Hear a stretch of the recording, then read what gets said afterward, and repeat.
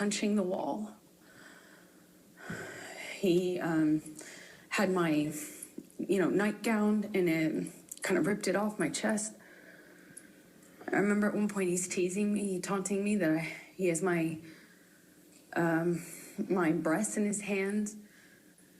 My nightgown came completely off. It was ripped off of me. So I was naked, and I'm slipping around on this tile and trying to get my footing. And I remember slipping on this tile.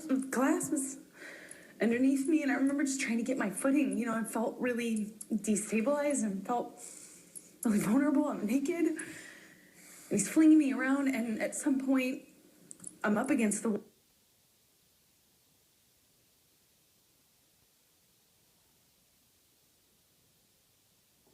I ruined his life over and over. And he starts punching the wall next to my head, holding me by the neck. I get free from him. I kind of step back from him, and it's like his energy shifted to the phone. There's a wall-mounted phone on the wall next to where my head was, and he went from punching the wall to realizing there was a phone there, and he picked up the phone and he's screaming. He's rah!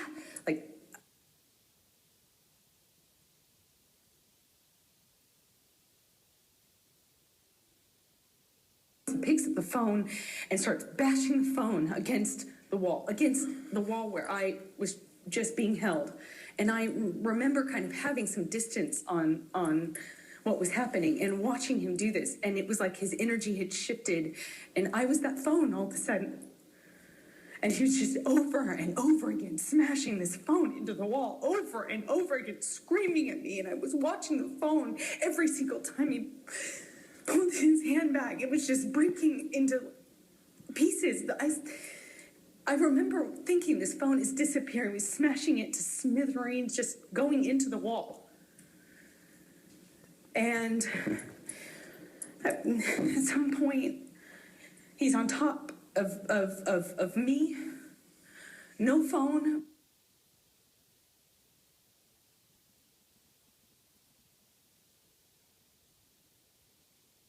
I'm on the countertop. He had me by the neck, and he felt like he was on top of me, and I'm looking at him in his eyes, and I don't see him anymore. I don't see him anymore. It wasn't him. It was black. I've never been so scared in my life. It was black. I couldn't see him, and he was looking at me, and I was trying to get through to him. I was trying to say to him in some way that it was me. I was trying to get through to Johnny, and I couldn't see him. I couldn't see him at all. And my head was bashing against the back of the bar, and I couldn't breathe. And I remember trying to get up, and I was slipping on the glass. My feet were slipping. My arms were slipping on the countertops. And I remember just trying to get up so I could breathe, so I could tell him that he was really hurting me. I didn't think he knew what he was doing.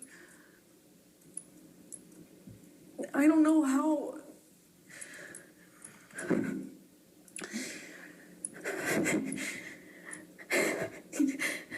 Sorry.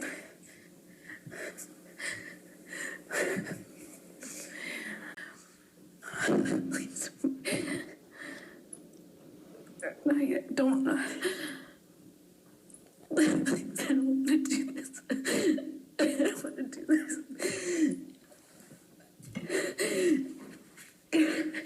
I couldn't breathe. I couldn't get through to him. I couldn't get up. I couldn't get up. And I don't know how that ended. I don't know how. I don't know what happened next. I don't understand.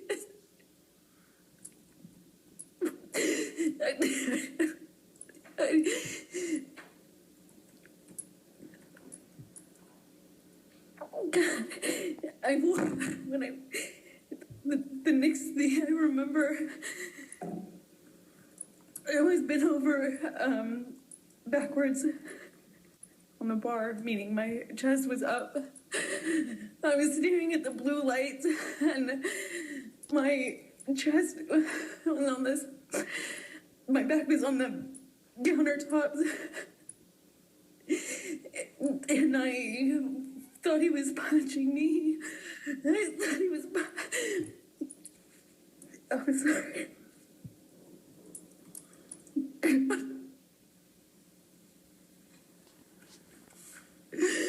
He was. I felt this pressure. He opened my pubic bone, and he thought he was punching me. I just saw his arm. I could feel his arm moving, and it looked like he was punching me. But I could just feel this pressure. It was like it kept hitting him. It didn't feel pain. It was just a pressure on my pubic bone, and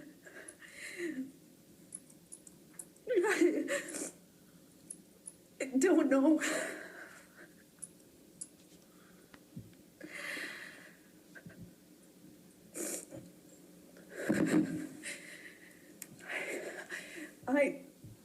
I don't remember what I said. I just remember being really still, not wanting to move. I remember looking around the room. I remember looking at all the broken bottles, broken glass. And I remember that it's just not wanting to move because I didn't know if it was broken. I didn't know if the bottle that he had inside me was broken. I couldn't feel it. I didn't feel pain. I didn't feel anything. I didn't want it. I looked around and I saw so much broken glass that I didn't know if he would know.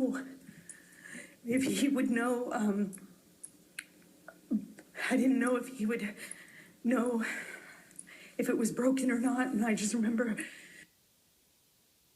thinking, please, God, please. I hope it's not broken. I don't know how that ended. I don't know how I got off the countertop. I just remember it being in the bathroom.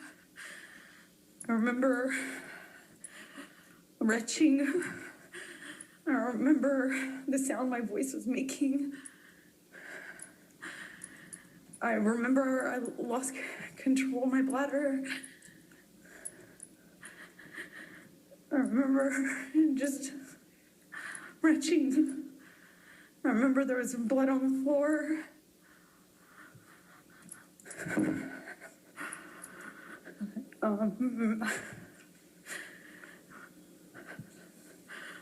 I got up at some point.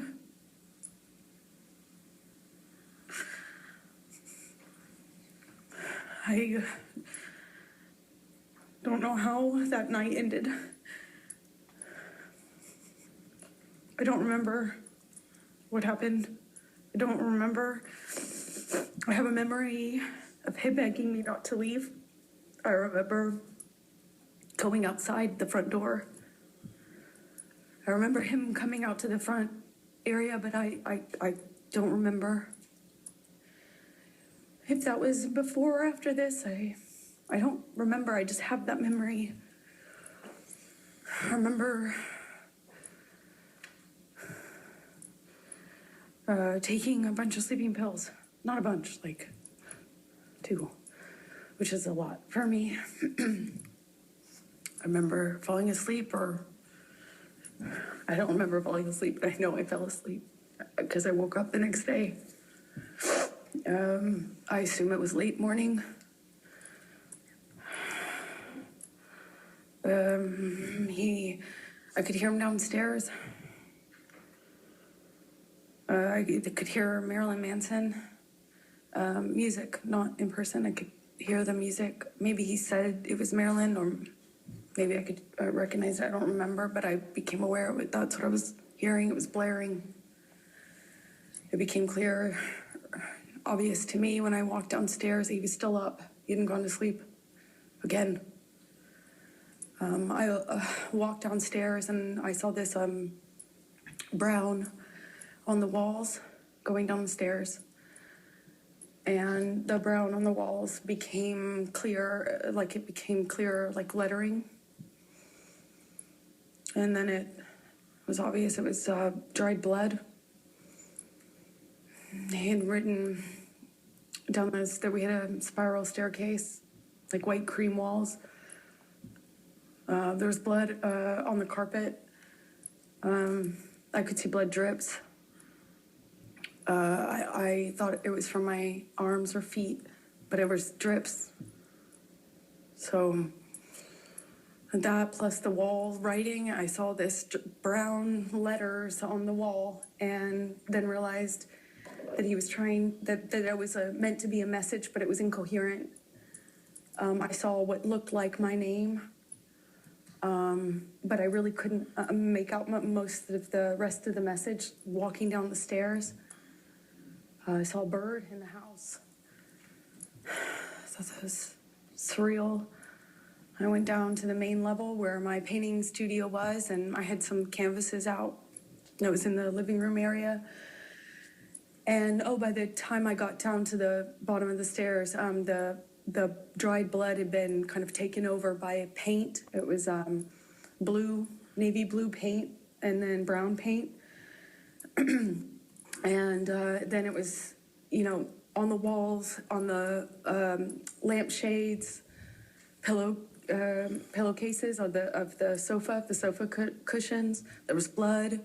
In the painting studio, my canvases had been covered with what looked like just brown, blue, green, red mess. It was just a mess. There was a painting that had, a painting that the owners had that had, like giant penis on it, and, some other things. There was a table overturned, a bunch of broken glass on that floor. I walked downstairs where I heard the music coming from, and that's where I found him, blaring this music. He was in the study, which is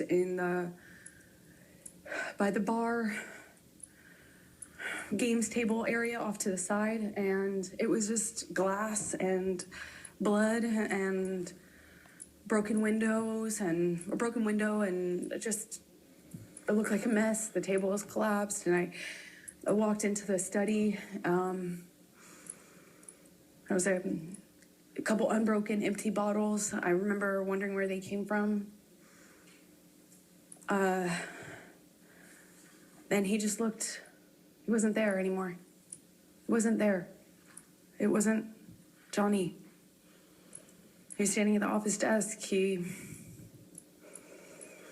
had his hand wrapped in this, rags, or bandana rags, and I think he took them down or somehow showed me, and he said, "Look what you made me do. I did this for you," something to that effect.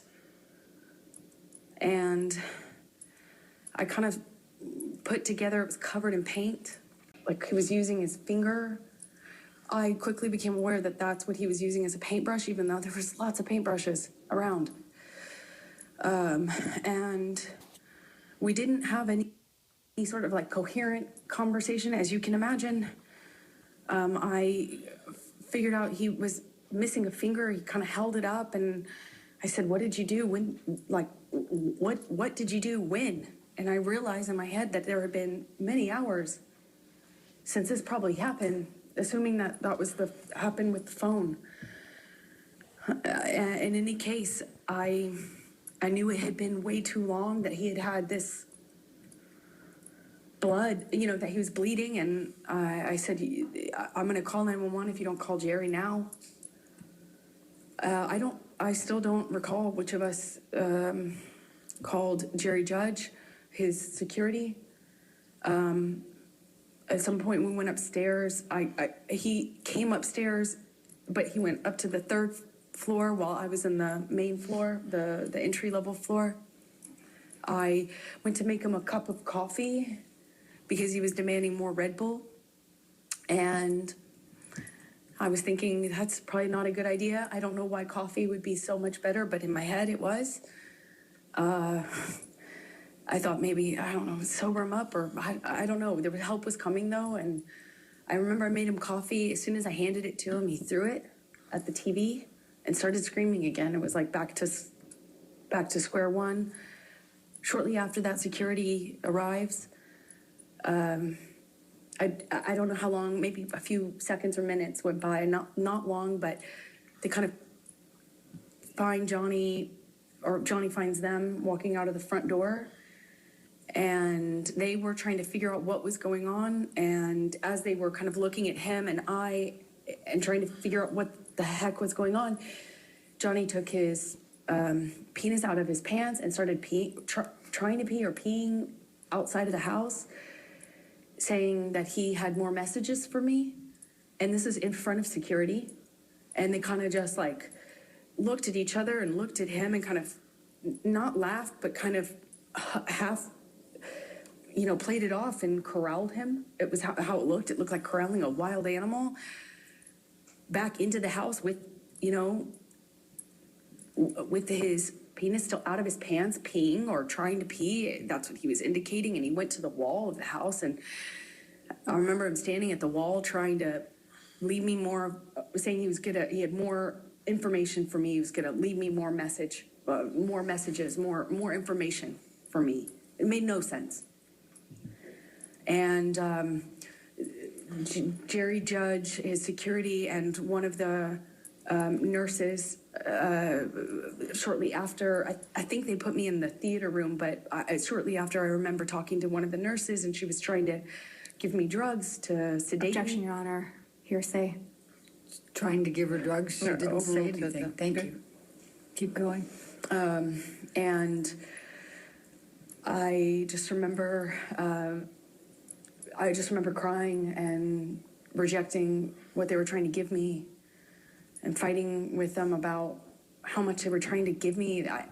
I felt like I needed to figure out what was happening with my life, what was happening with Johnny. I didn't know if he was okay. I didn't know. I actually had no idea, like, could this be something he could die from? If anything, just the drugs and the alcohol.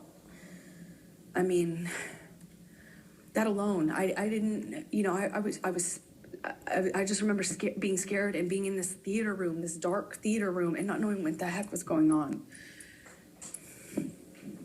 I eventually was taken up to my room by one of the nurses, and I'm sorry, Debbie, and or suggesting I go up to my room. I went up to my room, and I took a quarter of what she was trying to get me to take, and I eventually fell asleep.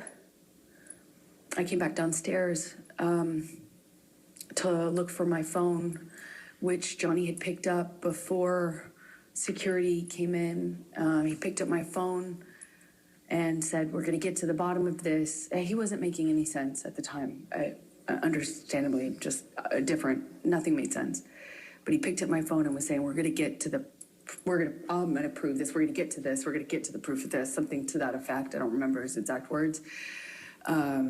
And he pushed record on my phone. I didn't actually at the time think that he had done that.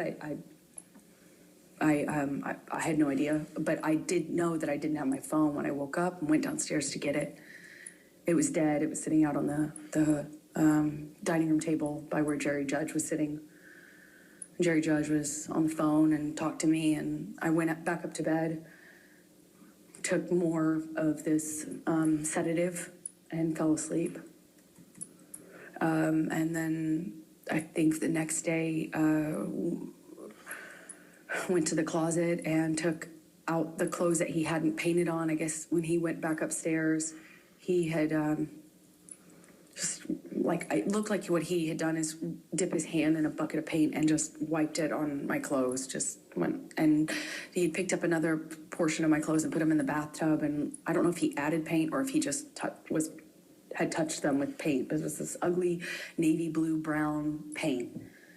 I packed what was packable, what hadn't been destroyed, and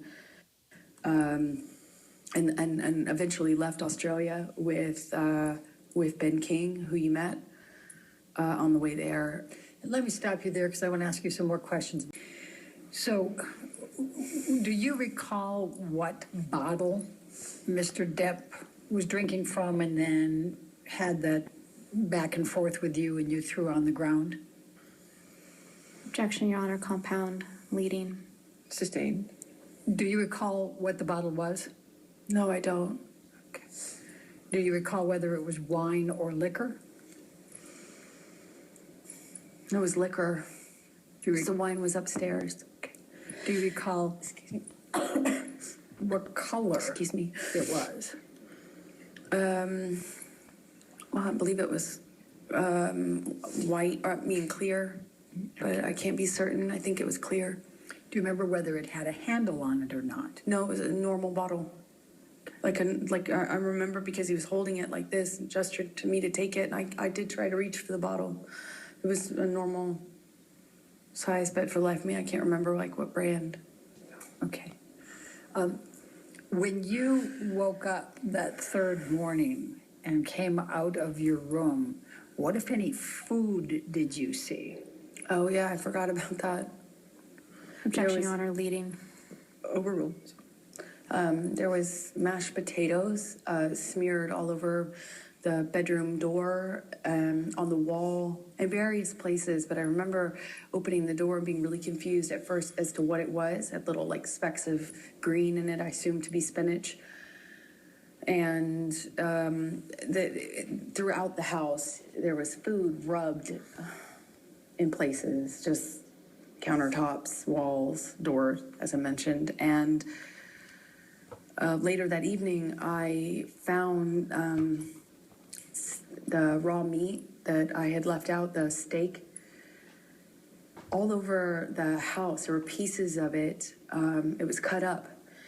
And he had ripped my nightgown into pieces, into shreds, and wrapped the meat up, like wrapped the steak pieces up with my nightgown. It was this really beautiful burgundy silk nightgown that had this black lace trim. I ironically got it from Dr. Kipper for a wedding gift. And it was wrapped, I found it, I continued to find it throughout the rest of the time that I was in the house in Australia. There's pieces of it in the microwave, pieces of it in the produce drawer, in the closet drawer. Just raw meat wrapped up in my nightgown, as well as the smeared food on the walls. It was bizarre. What, if anything, do you recall seeing on any mirrors? Oh, he had written on the bathroom mirrors in the bedroom, and I believe he had, there was another mirror. I just don't recall which bathroom it was in. I suppose it was the one that I went to, which is on the very bottom level, where I was retching, for lack of a better way to describe it. I think it was in that bathroom that he also wrote on that mirror as well. What, if anything, do you recall? In blood and paint, sorry. I'm sorry. What, if anything, do you recall of any lampshades being written on? Well, he wrote on messages to me, things to the effect of go-getter, whore sort of thing, like that sort of language. But calling me easy, calling me a slut, calling me, just things about ego and what a whore I was. But it was hard to make sense of it because it was clear he was, just out of his mind. It was, I mean, he wrote on a back of a pillow in blood, and you can tell because it dries like in this ugly brown color. He wrote on the walls going downstairs. Like, it took a. In fact, you could see where it looked like he had run out of blood because the messages became, the markings became clearly letters. And the letters kind of became, like I could see where he had clearly run out of blood or wasn't bleeding enough and went and got paint. And then it became paint and blood. You could see both. You could see where he went back with it. Same with the mirrors. I could see where all the dried blood was. And then I could see a different set of markings with paint and some other material. So I'm going to go back to the time in the bar, and I know this is very painful. Do you recall what Mr. Depp was saying to you when he had the bottle and was pushing it against your pubic bone? He said,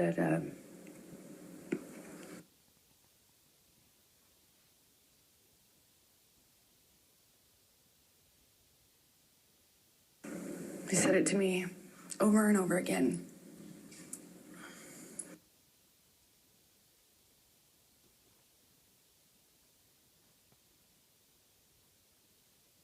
China as well? I did. And did you experience any pain later? I wasn't thinking about that. I was heartbroken. Eventually, I realized that I could be hurt because I was bleeding. But I convinced myself it wasn't broken and that the bottle wasn't broken, or else it would be a lot worse. And the discomfort I was feeling afterwards just paled in comparison to how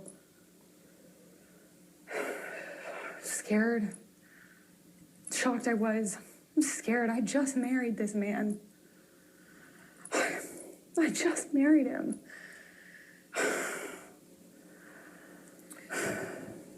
And forgive me for asking this, but I need to just make sure the record's clear.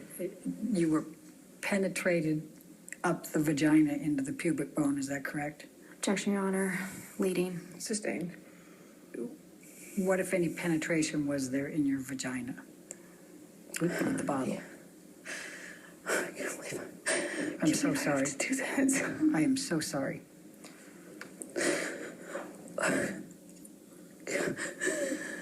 Johnny had the bottle inside of me and was shoving it inside of me over and over again.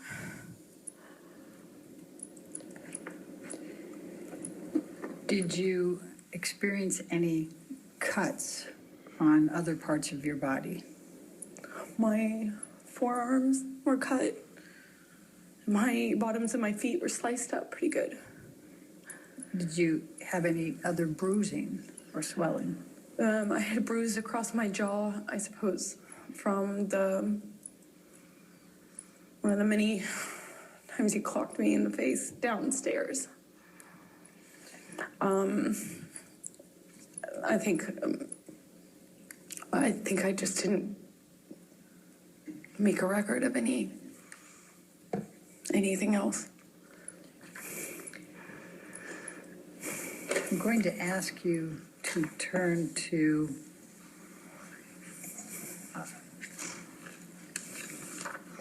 let's go to 1810. Well, actually, let's go to 1815. Michelle, if you can bring that up. Defendants 1815. And I think these are all in, Your Honor, so if we could publish. Yes, they can all be published.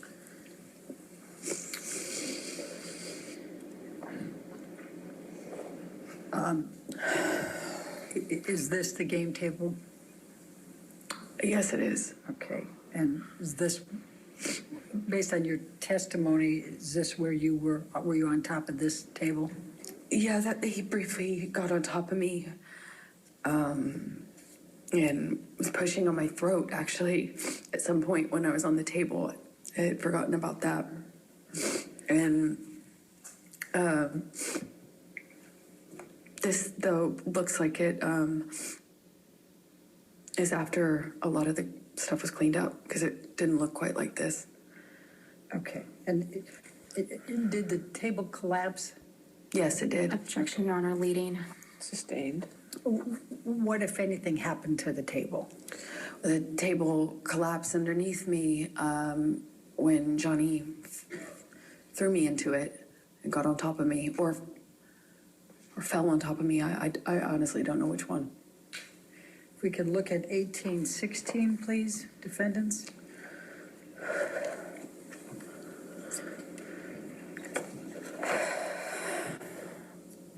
Do you recognize this, what's depicted in this picture?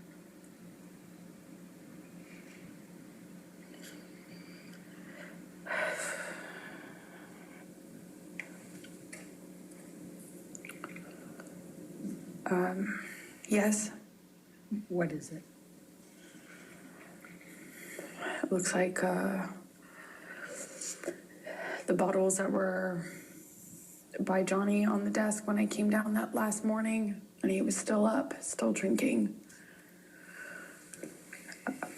If we could go to defendants 1817.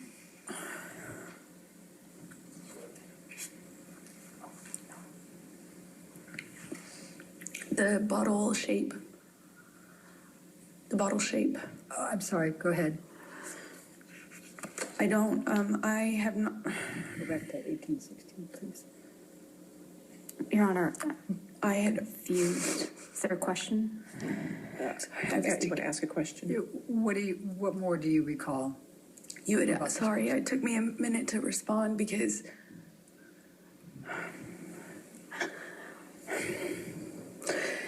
it's hard.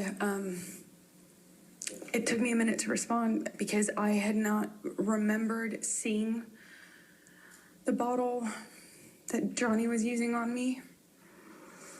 I didn't have a memory of seeing it.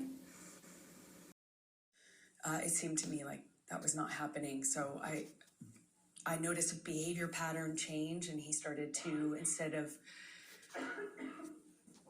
fits of rage, he started to pass out a lot and fall asleep mid-conversation. And it was just a pattern change. So I started to pick up on the clues so I could figure out what I was dealing with. Your Honor, I'd like to move the admission of Exhibit 1091.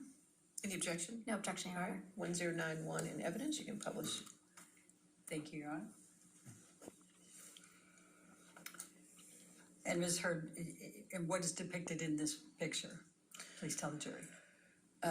Johnny passed out on the island where we were vacationing. He had a bit of a stint of sobriety right before this, and it started to change with his friend Paul Betany. And yeah. Okay. Now I'm going to ask you, Michelle, can you bring up Defendants Exhibit 1095? Talked about March 2013 yesterday, and I just wanted to bring this up quickly.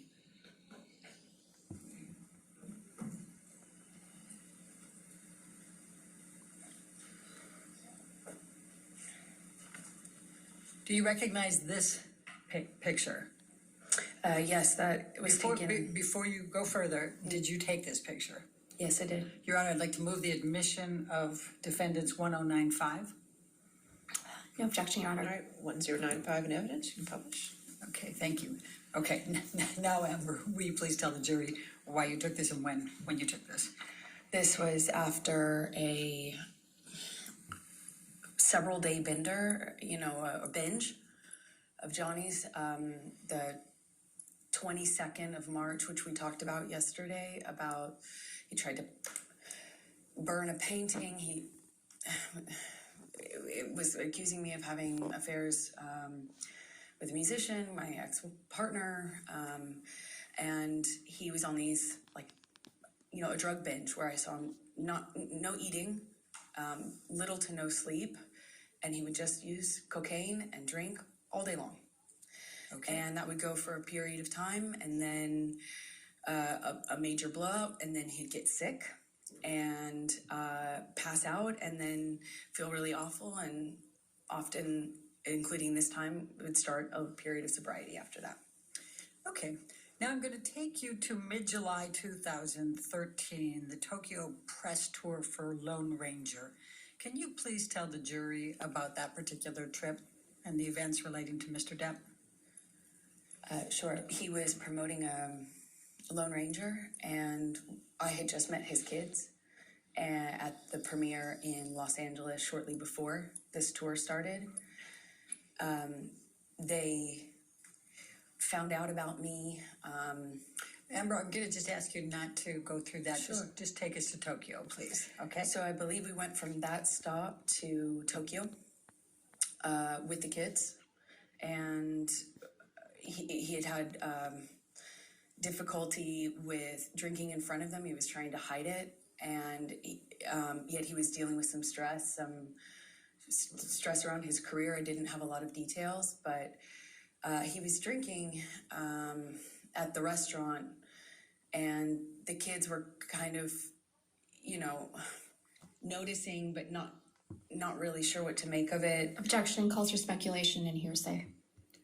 She didn't say what they said. I'll sustain as to the last Okay. part of the answer. Okay, please continue, but don't say what they said. Okay, the kids said. Anyway, Johnny became upset with me for judging him. He was, it was like I couldn't win if I didn't do anything, if I didn't say anything to him about the drinking, if I didn't acknowledge it, it got worse.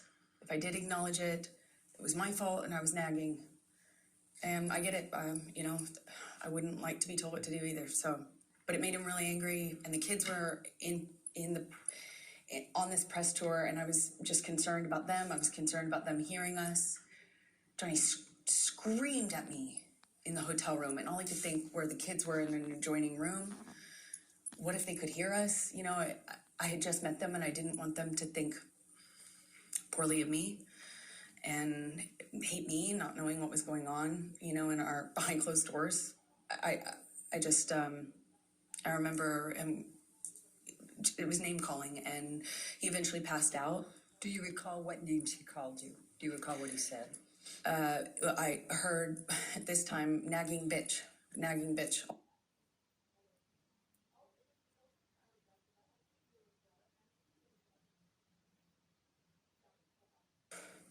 With me, and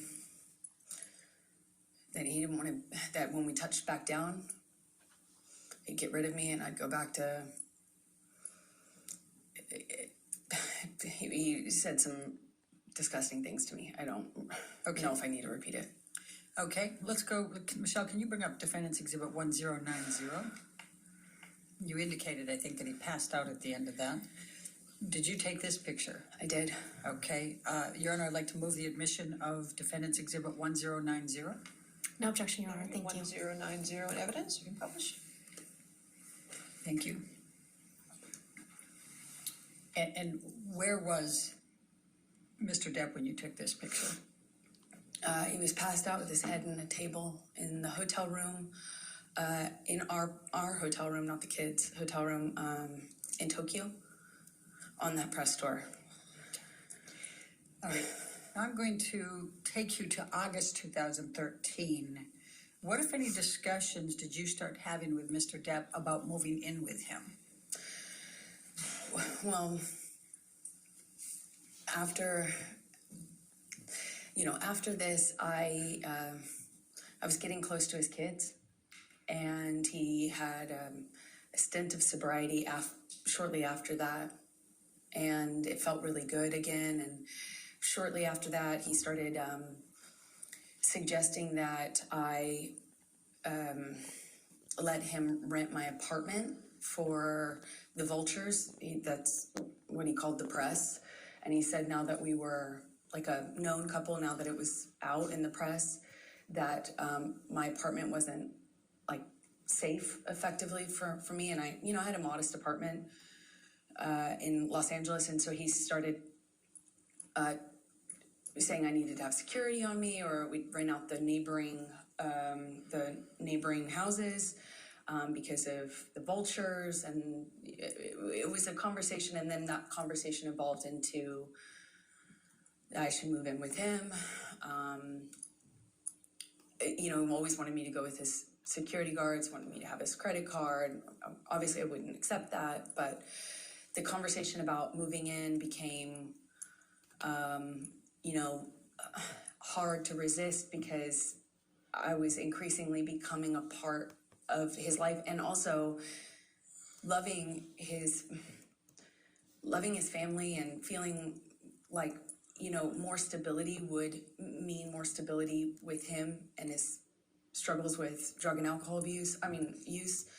And I thought I would minimize some of the jealousy and insecurity that he had. It was hard for me to justify working. Every audition, every meeting, every script I got was a negotiation or a fight. I had to justify it like as if I was saying, hey, let's have an open relationship. It was, and I thought that would be minimized if I could make him feel more secure. But, if we live together, certainly there would be more security, right? And that was my reasoning. So you talked about still reading scripts and things. What, if anything, did you do differently in terms of pursuing your acting career? Well, I've always been really independent, and I've never imagined not working. I've worked from the earliest time I can imagine. I come from, parents who worked until they literally couldn't anymore. I never imagined myself having to explain my job or justify my job, but I did, and I am independent, and I see myself as independent and strong-willed, and I had to bargain. Every time I'd get a script, it would be, I thought you weren't taking another job. I'd always say, are you kidding me? That's crazy. I have to work. I support my family. When I moved out to LA, I'd get a check for, a gig, $600 or something. I'd save half for me, send half to my family. I kept having to justify taking work by saying, I'm supporting my parents, I'm supporting my sister, I'm supporting my family, I have to work. And he would say, you don't have to work, kid, let me take care of you, my woman doesn't have to work. And that sounds really sweet and really romantic in some way, but it became a real fight. Every time I got a script, it was what kind of, how I was dressing, what kind of behavior I'd have, how did I have a sex scene? And then I started saying, no, I won't take the sex scenes, or, I'll take the part where I don't play, that kind of character, or then I started minimizing the kinds of kissing scenes that I had, and eventually I had to change the wardrobe that I could have in the movie. I couldn't have a sex scene, but that all, it didn't happen all at once, of course. It was little thing after little thing after little thing. And eventually I found myself pushing as many scripts off my desk as I could, picking the ones that had minimal makeup, dressed as conservative as possible, finding ways to minimize the scenes I had where I had a romantic involvement of any kind. It was a constant battle and negotiation. So let me take you back. Did you, as a result of your discussions with Mr. Depp about moving in, did there come a time that you did move in with him? Objection leading. Overruled. Thank you. Yes. Please, and let me ask you this. You've talked about penthouse, we've heard a little bit about penthouse appointments and suites here. Could you just explain to the jury the different places that Mr. Depp had in Los Angeles and what they were called, just so we have some context here when we're going through all this? It's a little confusing, I imagine. He had about, I think, 4 or 5 mansions in this beautiful, like, you know, border of Beverly Hills and West Hollywood. And they were all on a cul-de-sac, and we called it Sweetser, because that was the name of this street. And there, 5 houses, I think 5 houses, it could be 4, all, you know, effectively, he had the whole street. Then he had about 5 penthouses downtown on the same floor of the Eastern Columbia building, which you've heard about, the ECB. And Sweetser was, you know, Johnny's kingdom. One of those houses was like a whole house was his man cave. It was a studio, and it was where he made music and hung out. And we spent some time in there, but that was effectively Johnny's, you know, place. And then there was the downtown places, and they were effectively empty save for some furniture and one of Johnny's friends, Isaac, who you met, and he lived there some point before Johnny and I eventually decided to move in together. Let me just stop you there. I just want to make sure we're clear. Are we talking about the penthouses, or are we talking about Sweetser? Isaac lived in the penthouses. Okay. The rest of them were pretty much empty. And my best friend, who I was very, very, very, very close to, went through a breakup, and he very kindly insisted on moving her into this penthouse. And of course, she said no for the first few times, but he insisted and said they were empty, and he would love to have her move down there. And he very kindly moved my best friend downtown. Problem is, Rocky? yeah, okay. Rocky Pennington. But the problem is it's like 30, 45 minutes from West Hollywood, where my place was, which we call Orange at the time. Okay. So when did you move into the penthouses? Shortly after he moved Rocky, my best friend, into the penthouse. So she was in one of these empty-ish apartments, and somewhere around that time, I think it took me some time, actually, but after that, I eventually agreed to move in with him and give up my place, although that made me pretty nervous, to be honest. But we were in this relationship that was very serious, and we were constantly traveling. Also, as another part of it, is we were in LA for a matter of days or weeks. I'd go do a job, he'd go do a job, I'd come back for a photo shoot or a red carpet, go on a location, go visit him on a location. And there was an incredible amount of travel and movement. So we weren't really, again, living the day-to-day that you might normally with a partner, you know, where you have a home and you move in together and you have one home. We didn't have that. It was very different. I'm going to take you to September of 2013. What were you filming at that time? London Fields? Yes, that's right. Okay. I was filming London Fields. I just started. All right. Did there come a time that you became engaged to Mr. Depp? Well, yeah, it was difficult because in that role was a very difficult role.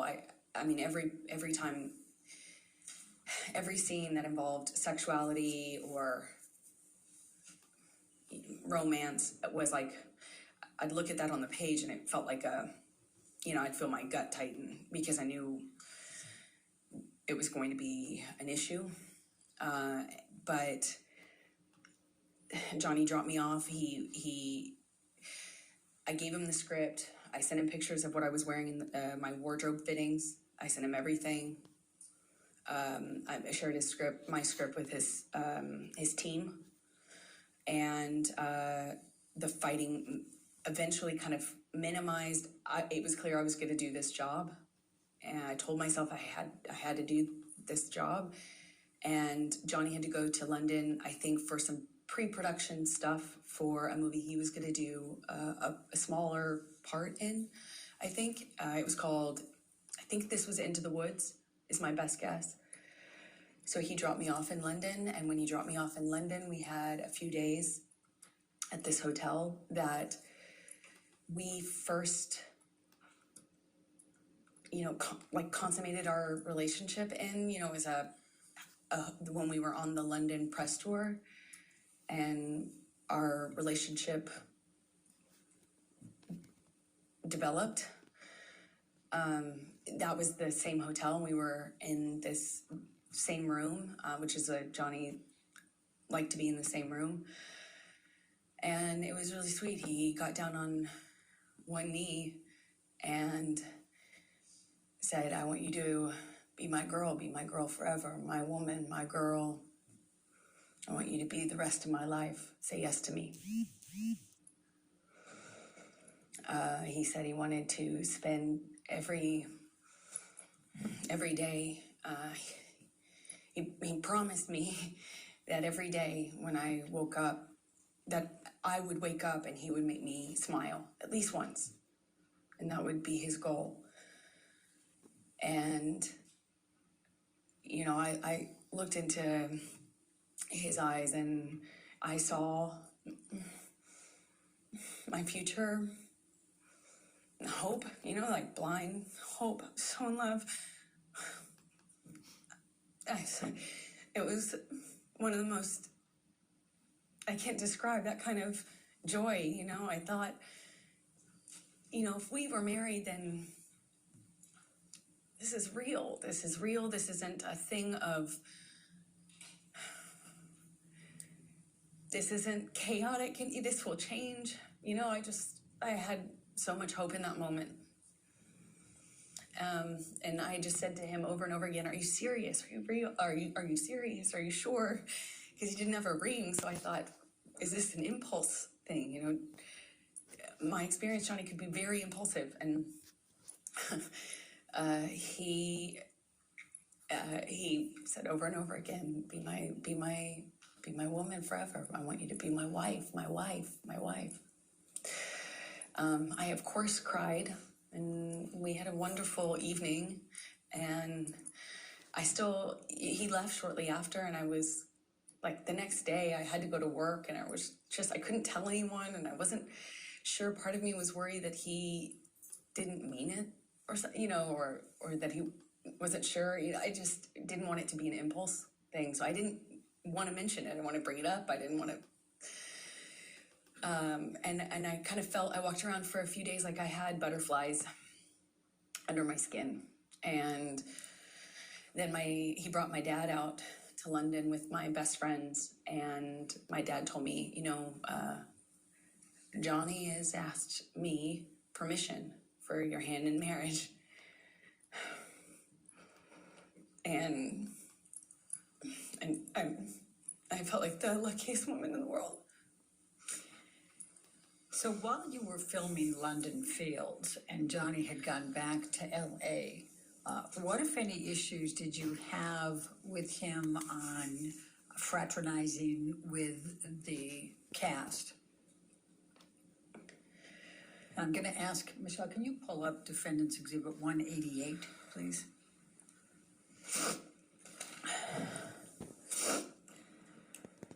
Your Honor, I'm going to object on hearsay. Your Honor, I'm going to... Slipping a break here, we'll... And I had already, you know, I already knew I couldn't, like, be photographed, even if it was platonic. I couldn't be photographed with men or women that other people could possibly spin as romantic.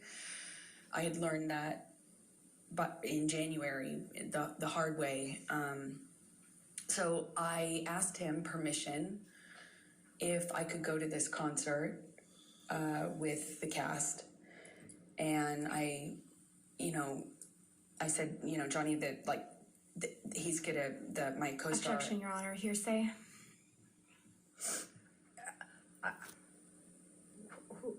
Don't tell us what the co-star said. Just tell us what your communication was with Mr. Depp. Objection, hearsay. Her communications are hearsay. I'll sustain the objection. I'm not sure I understand. If you want to approach this. Yes. The engagement would be off, that the relationship would be off. And that I was foolish, naive for thinking that people could invite me to a concert in a platonic way. I tried to say that it was fine. Objection, that hearsay. she's testified about what Mr. Depp said. I don't understand. All right, I'll overrule that objection. Please continue. Yeah, he said I was foolish and naive, that no one could invite me to. How could I be so dumb to think that somebody could just invite me to a concert? Why would they want to hang out with me? Obviously, it was because they wanted more from me, and that I probably wanted more too. You know, I was basically asking for it. You're going to go backstage.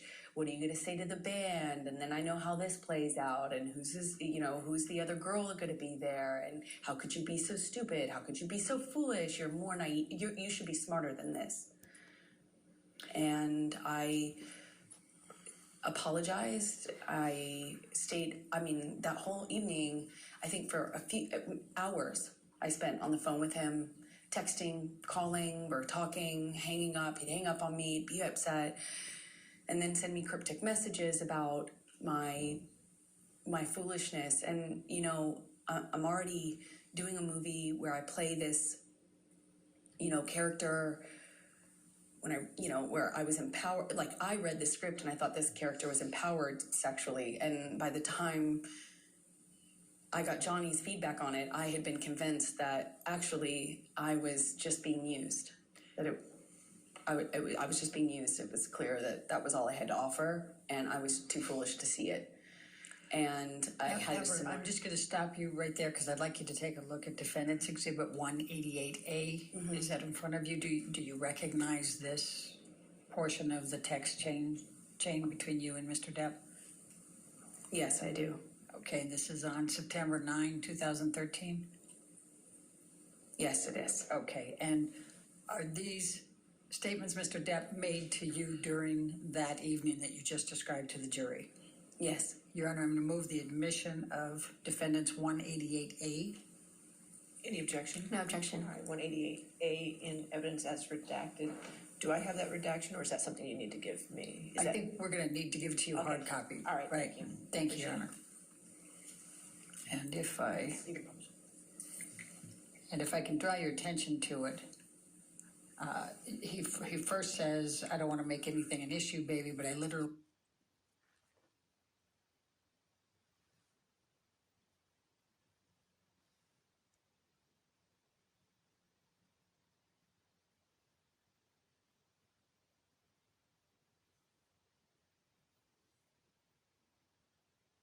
always attracts me into a very tempting test.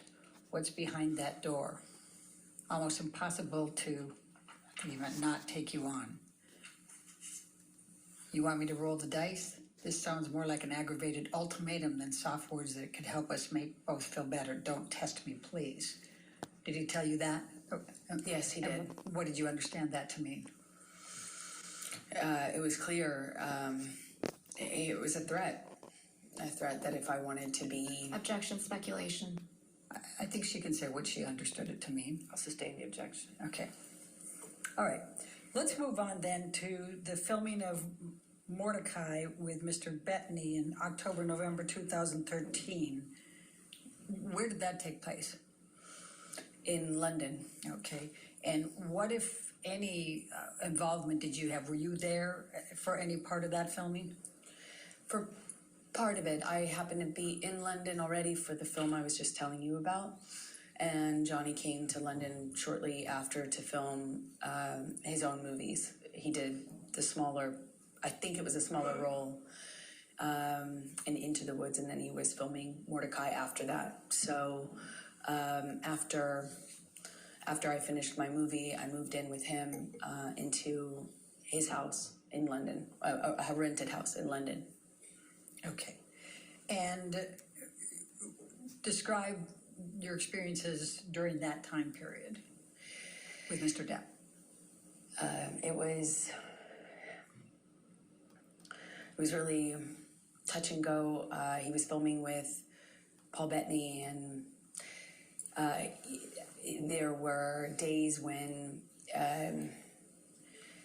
he wouldn't come home, or they couldn't get him up out of on set. He'd be asleep in his trailer, sleeping whatever he'd done the night before off. I remember he missed a few days of work that way. It struck me because in my experience in our job, you don't miss work. It doesn't matter how sick you are, you go.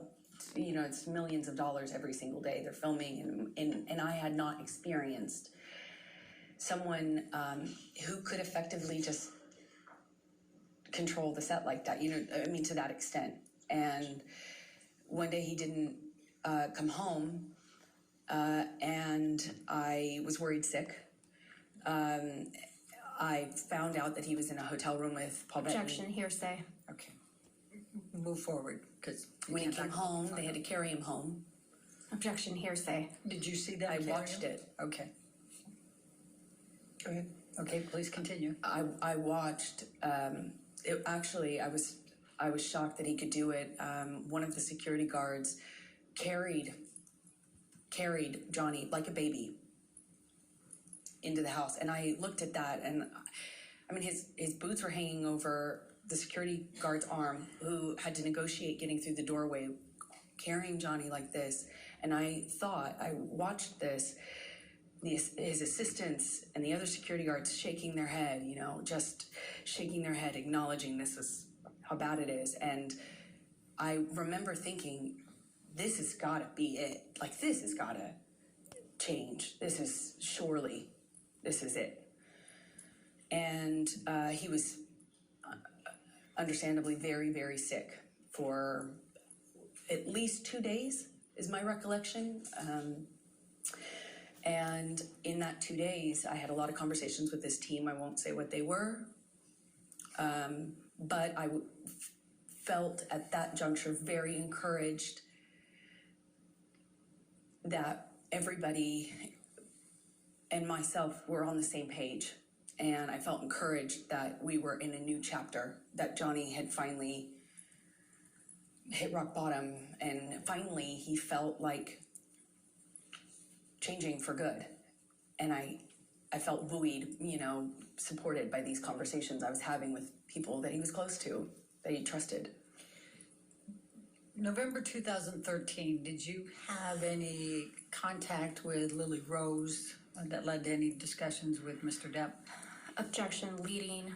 Sustained. What, if any, communications did you have with Lily Rose in November 2013? Objection, calls hearsay, leading. I'm asking what her connection was. I didn't ask what she I'm going said. to sustain the objection if you want. Okay. November 2013, what, if any, interaction did you have with Lily Rose without saying anything she said? Objection, hearsay. It's interaction, Your Honor. I'm not asking for what she said. If you can lay a foundation out. Okay. Did there come a time in November 2013 that you saw Lily Rose? Yes, they came to stay with us for some time in the winter. Yeah, around November, I believe, 2013. When you said they, who are you referring to? Johnny's kids, Okay. Jack and Lily Rose. All right. And was there a particular incident that led to a disagreement with Mr. Depp? Objection, leading. Sustained. What, if any, interaction did you have with Lily Rose that led to an argument with Mr. Depp? Objection, leading. That, what, if any? If we approach from that. Well,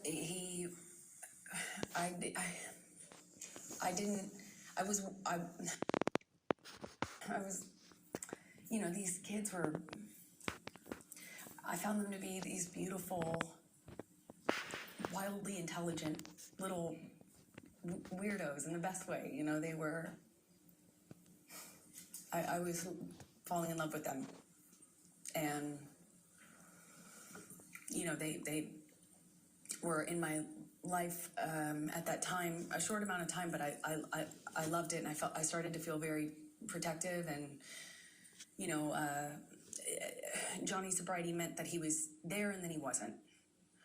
And the nature of our lives with the travel and work meant he was there and then he wasn't.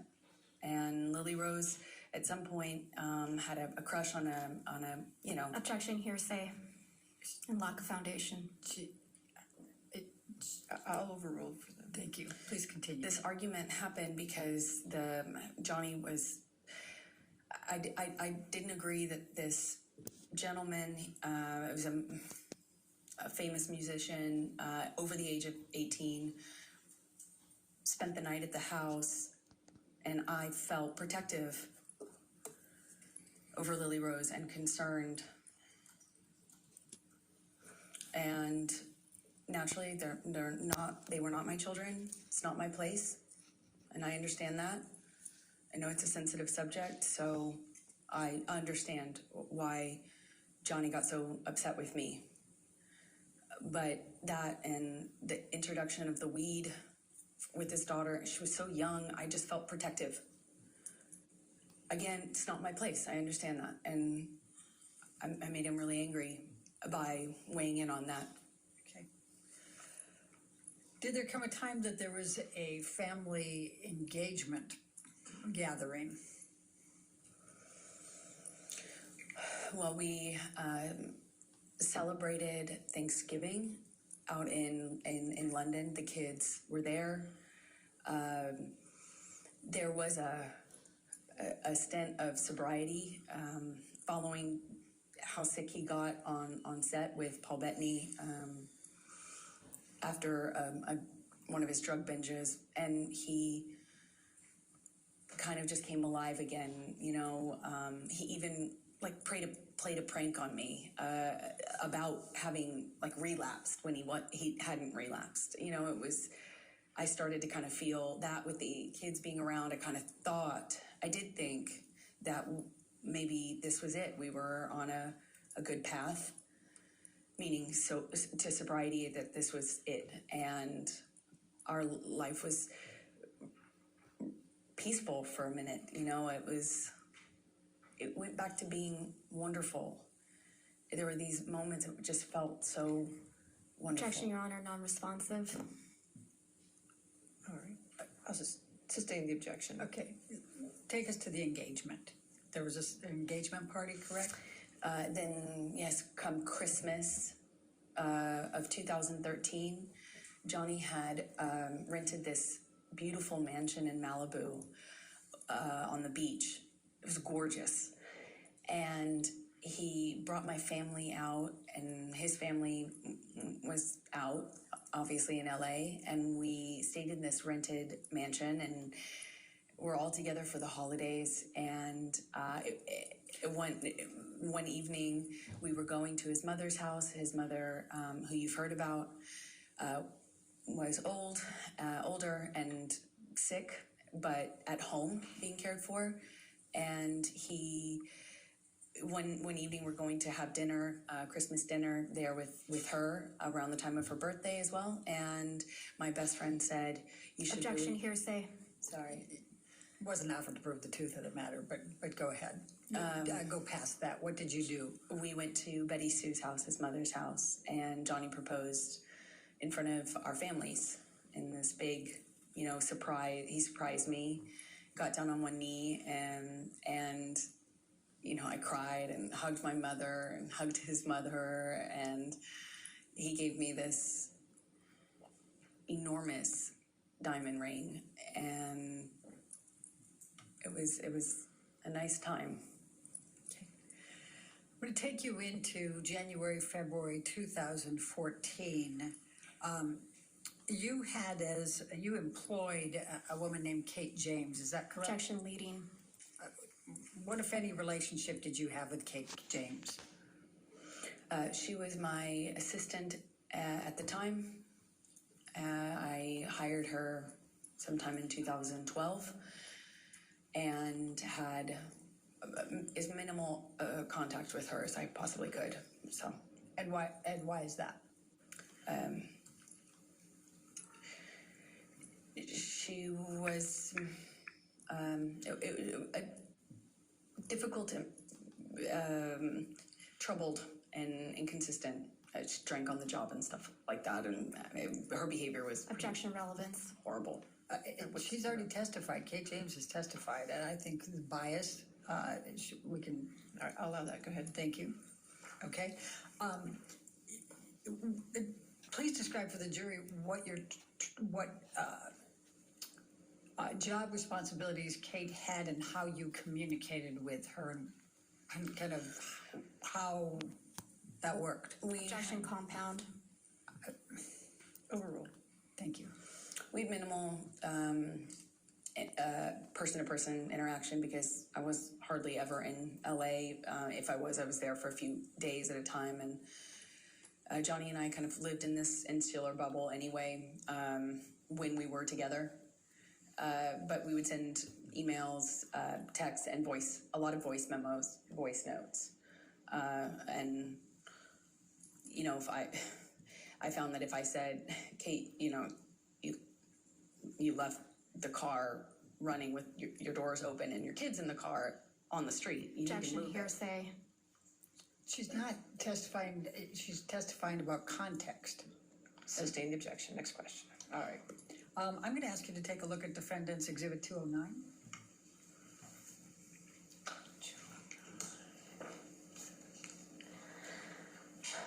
Your Honor, I'm going to object on hearsay grounds. All right. We're going to lay a foundation, Your Honor. With still hearsay. May we Ms. Heard, approach? did you, may I lay the foundation first? Ms. Heard, did you communicate with Kate James by email in the ordinary course of your business? Yes, I did. Okay, and I'm going to ask you to take a look at Defendants 209. Is this a communication that was between you and Kate James that was in the ordinary course of business with her as an employee? Yes, it is. So, Your Honor, I'm going to move the admission of Defendants Exhibit 209. Business records exception. Still hearsay, Your Honor. Business record exception gets the business record, but it's hearsay. If there's hearsay involved inside the business record, there's still objection to hearsay. Your Honor, the business records exception, I mean, I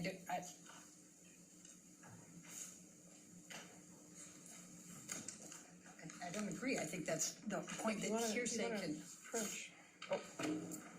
They're going to a sidebar, quick break, back after this. Did you have with Kate James about your issues with Mr. Depp? Objection hearsay. Your Honor, Ms. James has testified. I'll sustain the objection. All right, well, we can take that down, Michelle.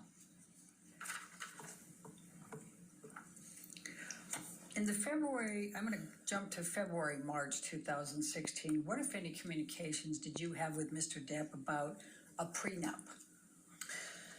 Well, after the engagement, but before the engagement party, I started to feel like it would make, you know, I know that he earned significantly more than me. He's a successful actor. I wanted to eliminate any doubt in his mind and in other people's minds. So I brought it up to him and brought it up to my therapist. Objection hearsay. She's just saying that she brought it up to her therapist. She's not saying what she said. But please focus on Mr. Depp, okay? Of course. Johnny said he would tear it up. He said, if you ever brought one up to me, or if I ever saw one, got my hands on it, I'd tear it up. Only way out of this is death. Only way out of this is death. And I thought it would, like, I didn't care either way, but I did feel that it would eliminate suspicion or doubt, and it would make things easier. And I told him over and over again, you know, are you sure? Are you sure? Maybe we should do this. And one time he said to me, he's like, kid, are you already thinking of how you're getting out of this? Are you already planning to get out of this, kid? You already planning on leaving? It was around the same time as the moving in together conversation. He accused me of having 1 foot out. And they kind of were happening around the same time. You know, I still had my apartment and we're engaged now. He was asking me to redecorate Sweetser, his main house, and kind of move into the ECB building downtown where my best friend was living at this time. While the decorations and the remodeling had been done on Sweetser. And so these conversations were kind of happening about how to build our future together and how we were going to move forward together. And I would have forgotten about the extent that we had those conversations early on in the engagement if it hadn't have been for my therapist's notes. I'm sorry, if it hadn't been for your what? If it hadn't been for my therapist's notes, which were taken at the time when I was talking to her about this and my conversations with Objection, Johnny. hearsay. Okay. I'll sustain the We'll objection. move on. Okay. Let's take it to March 2014. Did there come a time there was an engagement party? Yes, so it was March 2014. Please describe for the jury. We had an engagement party, and we decided that when we did get married, we'd have a small wedding, something intimate. But, our lives were kind of big. His life was extremely big. And we needed to incorporate, we wanted to have a bigger engagement party than a wedding, and kind of get our guests in, our family, our friends, and have a big event of it, as opposed to making the wedding something that was big. And so we kind of put it on the engagement party and had a bunch of people, a lot of friends, business acquaintances, a lot of family. I had all of my family friends and my childhood friends come out for it, and I even invited my therapist. It was a big event. Okay. And describe what took place at the engagement party.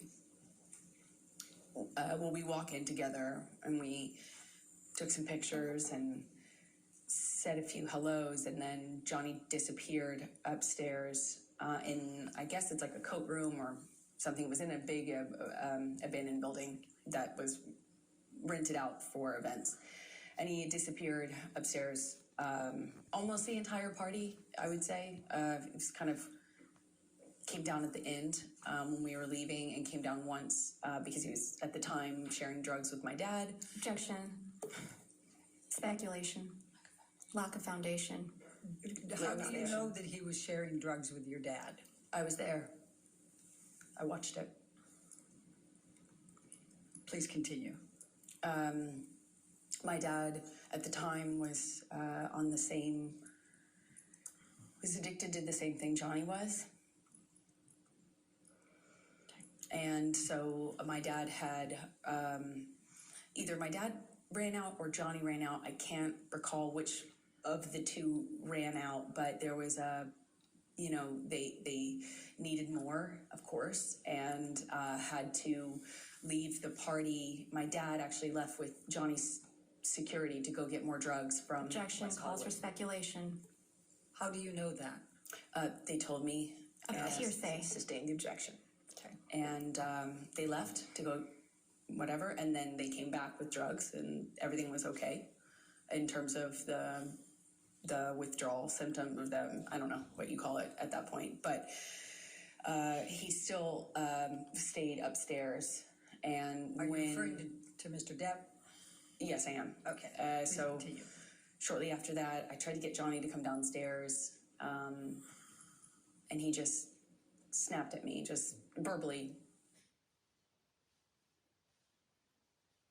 And I remember talking to my mom about the irony of it. Okay. We were in an engagement party, but that was pretty much it for the engagement party. And I went downstairs and entertained guests and smiled and took pictures and put on a face and, went about my evening. All right. Let me take you to May 2014, the Met Gala. Could you please tell the jury what a Met Gala is and what's involved in that? Objection. Compound. Overruled. Met Gala is a big event, annual event, celebrity event in New York. It's a fashion event, but it's just a major red carpet event. And you have to be invited, and it's kind of a thing, you know, and we were invited that year. And I had already gone for the previous year or two, and this year we were going to go together. And at some point in the evening, we're sitting across the table, and Johnny starts asking me about this woman.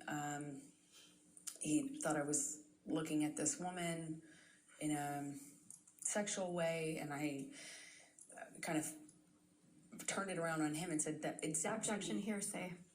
All right. It's context, Your Honor. This is I'll context. sustain the objection. Okay, just say what Mr. Depp said then. I guess you can't tell us what you said to him. okay. He was accusing me of flirting, and that's how the argument started. I don't recall what other accusations I was fielding at that moment, but typically in my experience with him, it wasn't just one. So you'd make a point and then he would go on to a different accusation. But I remember that what started it is this accusation that I had been flirting at this event. We get back to the hotel room, and Johnny shoves me and kind of grabs me by the collarbone area, like not really my neck, but top of my neck, above my collarbone, below my neck.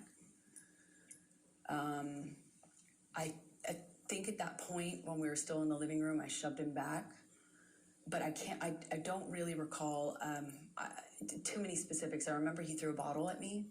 It missed me, but it broke the chandelier. And at some point, I remember maybe this was the shove that I was talking about, but at some point, Johnny and I are in a struggle in the living room, and he kind of like shoves me down on the sofa, and I get up and I'm trying to get him off of me, and it's just stronger than me. I don't know how else to describe it. And at some point, he just whacks me in the face. And I had not, at the time, been, I think that was the first time I was like, is this a broken nose? At the time, I was unsure what that feeling was, but I suspected I had a broken nose. And other than that, I was relatively unscathed. But I remember my nose being swollen, discolored, red, and I took a picture of my face at some point and made a joke about it to my friend about how bad I looked compared to how the red Objection, carpet. hearsay. All right. It wasn't offered to prove the truth of the matter, sir. I'll sustain the objection. Okay, okay. Just don't say what you told a friend. Okay, okay. Let's take you to the Adderall Diaries. When did you start filming the Adderall Diaries? Believe May. I filmed another movie in New York, March, April, May. I went straight from that movie to another movie, an independent film with James Franco. The one I had previously shot was with Christopher Walken. That's right. Okay, so I went from one to the other and saw Johnny in these, in between. Like if I got a long weekend or, I'd fly home to be with him and then fly back. It was kind of like that. Fly back from where? Where were you filming those? In New York. Okay, and where was Mr. Depp at that time? Johnny was in LA at the time and then eventually went on location for his movie, Black Mass, in Boston. So you were in New York and Mr. Depp was in Boston at some point? Eventually, by May 2014. That's it. All right. And what, if any, discussions or arguments did you have with Mr. Depp relating to James Franco in that time frame of May 2014?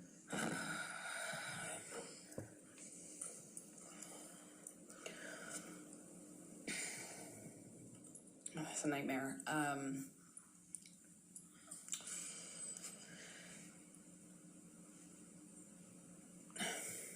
I wanted to do this independent film. I liked the story. I liked the character. I told him I'm not going to wear makeup in the thing. Objection, hearsay. Apparently, Ms. Barrow, if you could approach, please. he was mad at me for taking the job with James Franco. He hated James Franco, and was already accusing me of kind of secretly having a thing with him in my past since we had done Pineapple Express together. Okay. So I'm going to take you to the Boston plane incident. We've heard about that earlier, May 24. Can you please describe for the jury what took place on May 24 relating to the plane incident? Well, I had spoken to Johnny, he's in Boston, I'm in New York, and I spoke to him. He had already been upset with me and accused me in many arguments about not telling him about scenes that I had. If I had a kissing scene, any sort of romantic scene, and I wasn't explicit about what I was going to do, then I was accused of having withheld information and hiding it from him. So I didn't want the fight, of course. I didn't want the argument, but I had to kind of eggshell tiptoe around how to tell him when I had any sort of scene like that. And I did tell him in this occasion. Objection, hearsay. We need to stay with what Mr. Depp said, okay? Okay, so he was upset with me, but he didn't sound coherent so much on the phone. He was yelling at me about how could you tell me this? How could you tell me this when I'm filming, when I have this scene that I'm doing? How could you tell me this when I'm working? Obviously, couldn't tell him any other time because we were both filming, and I told him as soon as it was relevant, but he kept saying, how could you tell me this? How could you just tell me this? And it was like I had told him I was having an affair or something, was that angry at me. But he kind of started to sound less connected to reality as these arguments would happen on the phone. This is in one day. Eventually, he hangs up on me in the conversation, screaming at me. I talked to his assistants. I won't say what they said, but I had conversations and felt encouraged that I could continue on with the plan, which was for me to get on the plane, go to Boston, pick him up, and we would go back to LA for his daughter's birthday. I was nervous because the conversation I had had with him, and he was so upset with me on that conversation, but I figured I assumed he had passed out and that he would have been kind of sobered up the next day, assuming that the work would mean that he felt pressured to kind of pull it together. And I get on the plane. He sent the plane, so I assumed he's not that mad at me. He's over it. We're moving on. He's sobered up. There had been a lot of talk about a sober plan, like a full detox, a full recovery, a doctor, a whole plan. There were talks of that following what had happened in London. So I was feeling like, okay, well, maybe we're here.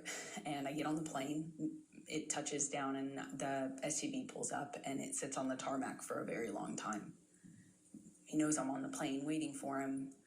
So I kind of started to anticipate that things weren't as I hoped, meaning that he was sober and had slept it off. And I'm sitting on the plane for a very long time waiting for him, and he finally opens the door, and I see him get out of the SUV, and I can guess by how he's moving, how he's walking. I didn't realize at the time I had already become really sensitive to these little changes because my life changed depending on what he was on. And he gets on the plane, and I I just knew in every cell of my body something was wrong. And he comes straight up to me, doesn't say anything to me, but is looking at me. He's got these glasses on and he takes them off in this kind of aggressive manner and sits down across from me, not in the usual spot. We'd kind of have our places on his plane, you know, where you get used to sitting. And I remember I got up and moved to accommodate him getting by so he could sit in the normal seat as per usual. He didn't. He sat across from me. At some point, and I don't really remember the exact sequence of it, we take off, and at some point he's asking me what's wrong with me. What do I have? Do I have something to tell him? Do I have something to tell him? You want to talk to me about your day yesterday? And then it gets, I already know that he's drunk. I already know he's using, he reeks of weed and alcohol. I mean, his breath smelled so bad, and I could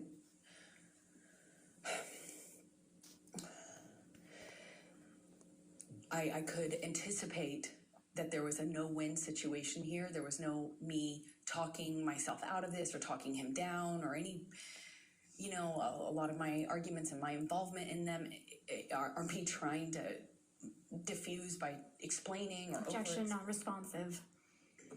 She's telling the story, Your Honor. I'll sustain an objection as part. Good. Okay. So he is asking me questions, and I know to not engage. I was polite. I made sure to answer minimal amount of, you know, the minimal amount that I could. I moved slowly. I was trying to be polite, but not engage because there was no win. And he kept going. He kept asking me. Eventually went from, do you have something to tell me, to, you want to tell me how much you liked it? Tell me, did he slip a tongue? It got worse and worse, just more. It went from asking me about how my kissing scene went or how the sex scene went to asking me what James Franco had done in the scene, to being really explicit about my body. You know, he was talking about he was saying really disgusting things about my body, about how I liked it, how I responded, and then he started just straight up taunting me. I know you liked it. He called me a go-getter.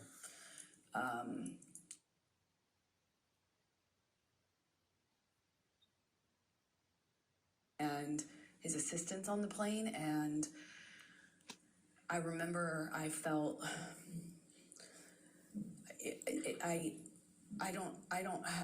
struggle to be able to tell you how embarrassed I was, because he was speaking to me in front of people in this way, asking me if I liked it and if I was wet, and you know, why I wasn't looking at him, and that was proof. I wasn't looking at him. That was proof that I was asking for. Did I ask James to do this and this to me? And how about if he does those things to me?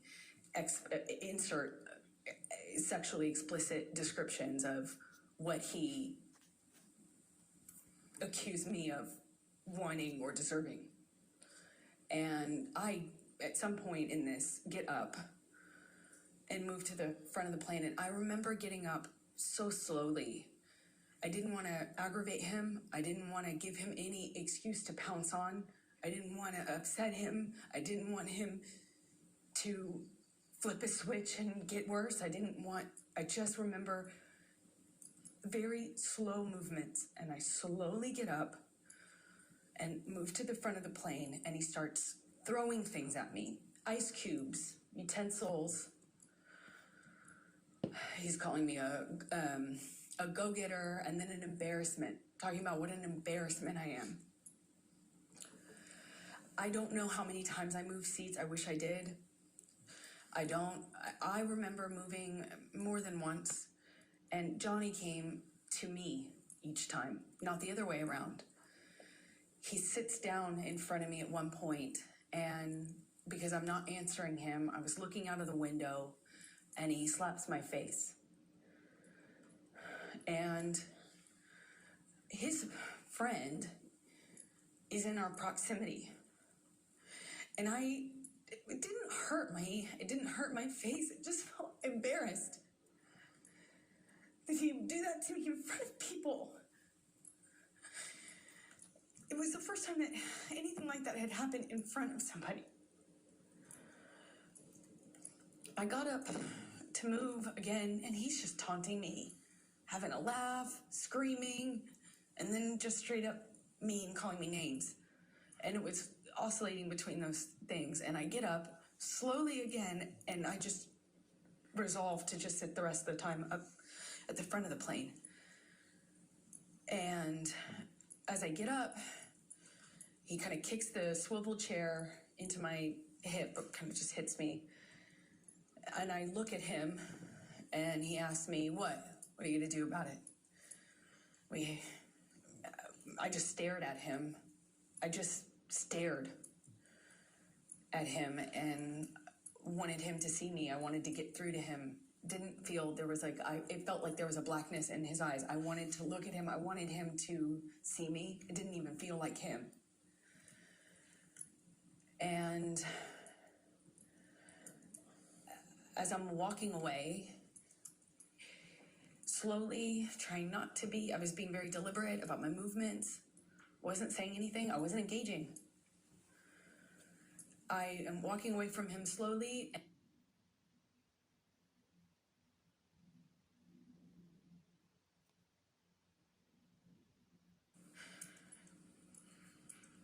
Wanting to penetrate the monster to see the man that I love underneath that.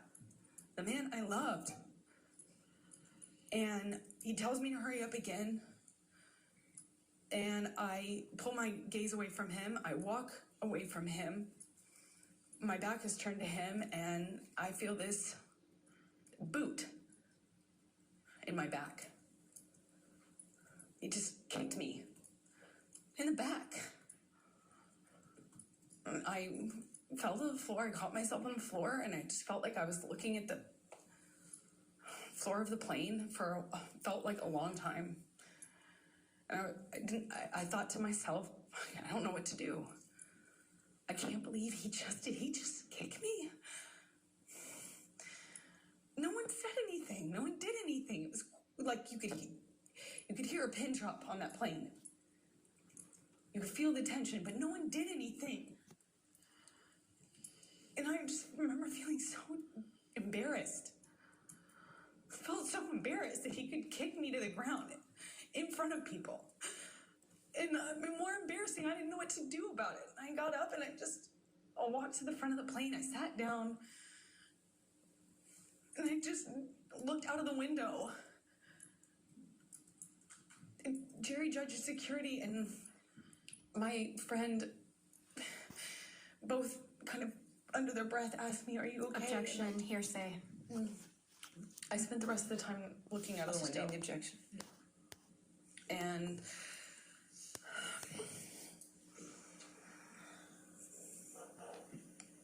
Did there come a time that you tape recorded Mr. Depp on this plane?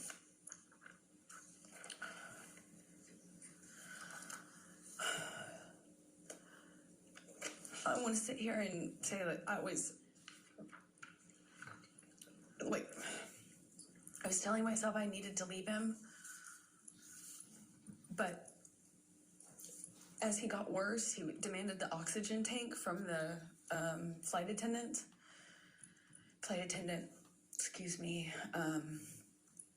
and he continued to drink, and then eventually started howling like an animal and passed out in the bathroom with the door locked, and was howling. And I at some point pushed record on my phone because there was that 5% part of me. Objection, non-responsive. I don't think it's non-responsive. She's explaining what led up to her tape recording him and why. I mean, I can ask her, okay. Will that solve it? Why did you tape record him? Because I knew that Johnny wouldn't remember what he had done. I knew he would not remember. And if Calls for speculation. She can say why she did it and what she thought. But that last part called for speculation. I'll sustain the Don't objection. say I knew. Why did you tape record? in my experience, when Johnny was that inebriated, he would not remember what he had done. Calls for speculation. How can that call for speculation? I'll sustain the objection. All right, let's go to Defendants 221. And I'm going to play 3 different parts for it. Your Honor, may we approach, please? Okay. 0 through 1 minute.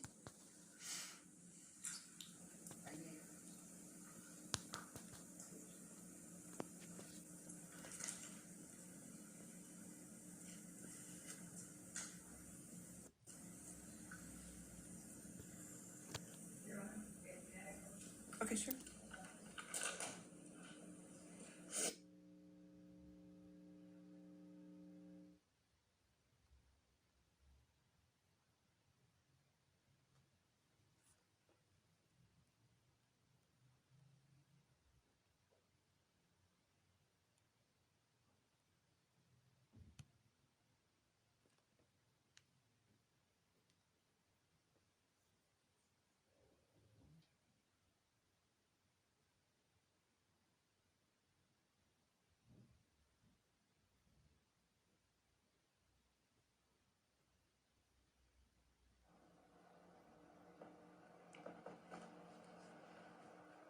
With the first one with 0 to 1 minute. And can you turn up the volume just, I mean, there's part of it that the noise of the airplane is a little bit loud, but to be able to pick up the noise.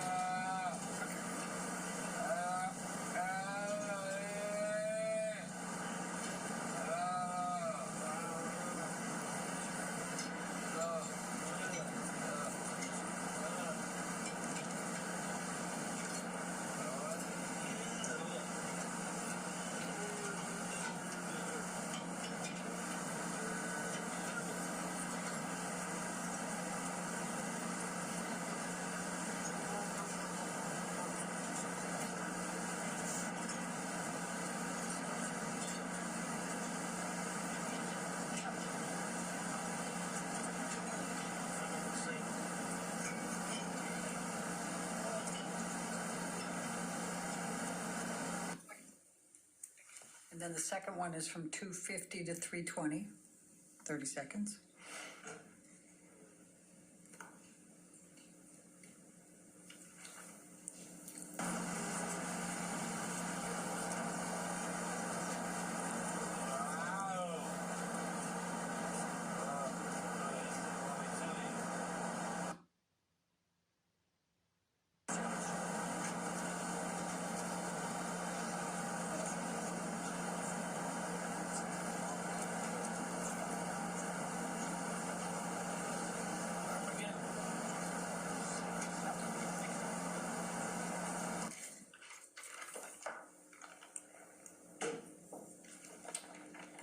You, 221 is in evidence. All of 221 is already in evidence. So may I play the third one then, and then we can take the break? Yes. Thank you. Play- That would be at You can play 9. all of it if you'd like. That's fine. Thank I you. think that'll torture the jury if I do that, Your Honor. 9:30 to 10, just 30 seconds more.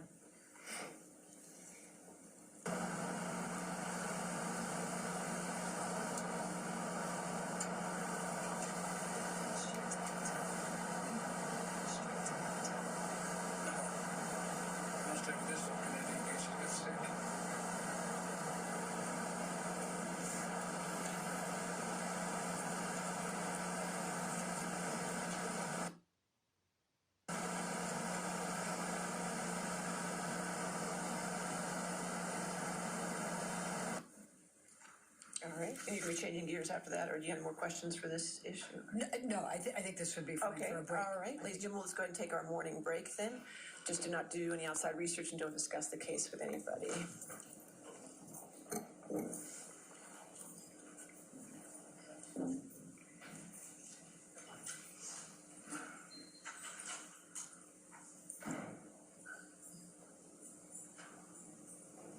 All right, mid-morning break. You see Amber Heard standing and watching the jury leave the courtroom, wondering what effect her testimony had on that jury. Since you're still testifying, don't discuss your testimony Let's listen in. at this point, okay?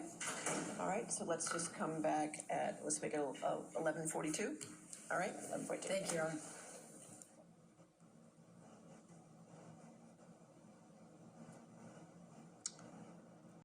I called for a cab, a car to pick me up, met me at the private airport, and I left.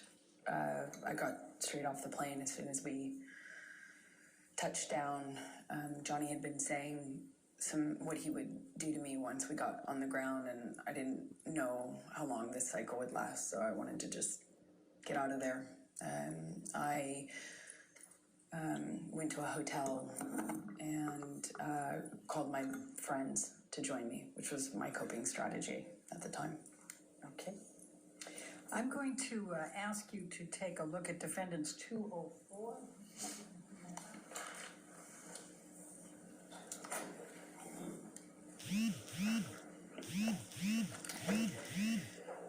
Did you reach out to... Objection, Your Honor, hearsay and leading.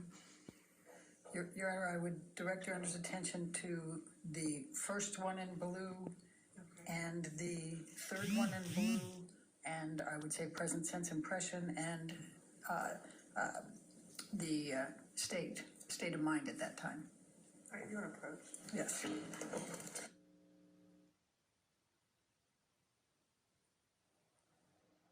Okay, and when did you send this communication to Rocky? Once I had touched down in LA, Okay. And you said, I'm not good. What did you mean by that? that I needed help, that I was scared. I was scared of what had just happened to me. I was scared of what was going to happen to me. I was scared if I left him. I was scared if I didn't. And I needed help. I just needed support. I didn't feel safe going home. I still had my place in Orange. He had keys. I was scared. Did you text your mother and your father about this incident? Objection, hearsay. If you want to,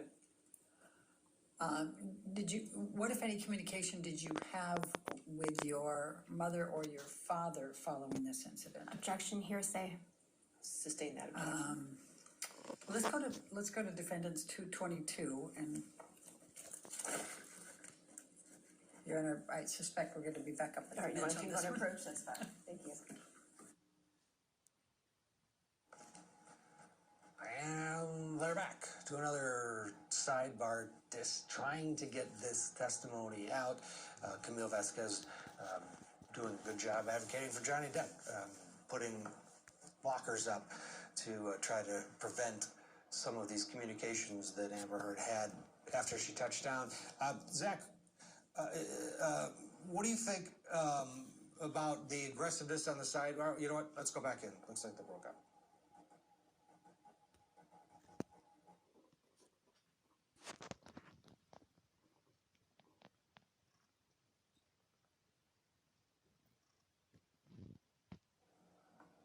I guess they didn't break up. Zach Hershenson, what do you? It could be choppy here.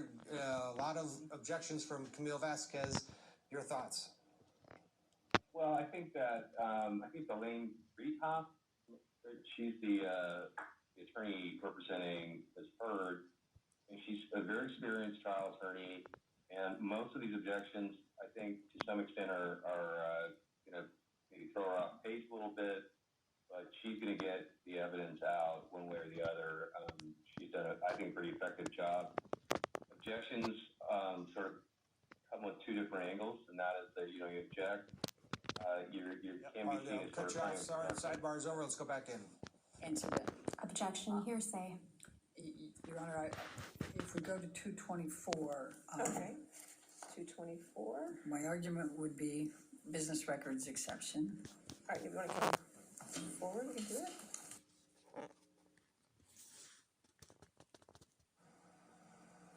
Finish your thought, Zach. Another sidebar. The thought is that, these objections, a lot of jurors don't care for objections, and they interpret them as an attempt to sort of to shield things. And when things are shielded, there's always a suspicion. So those would be the things away. I think Elaine Friedhoff, who's representing Ms. Bird, is doing a very effective job of eliciting testimony. I think the testimony is from Ms. Bird is superior to what I heard yesterday. So kudos on that. You do the evening of the 24th of May. I reached out to friends and family, asked for support, Objection, hearsay. Sustained. and surrounded myself with them with that. What, if anything, did you do for Lily Rose's birthday? That's why we had gone back to LA. Johnny was sick after having passed out on the plane. So I took her to dinner. We went to Benihana's. It was, again, put on my smile, took her out, tried to make her feel loved, and celebrated for her birthday. And then I booked a flight out to New York to go back to New York, obviously without Johnny. I'm going to ask you to now turn to 225.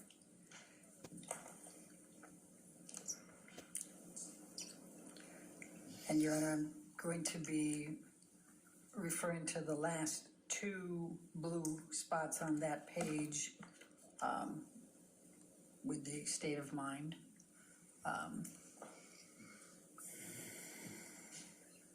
Mental condition. All right. It doesn't, it's still hearsay, Your Honor. May we approach? You don't approach. I just want-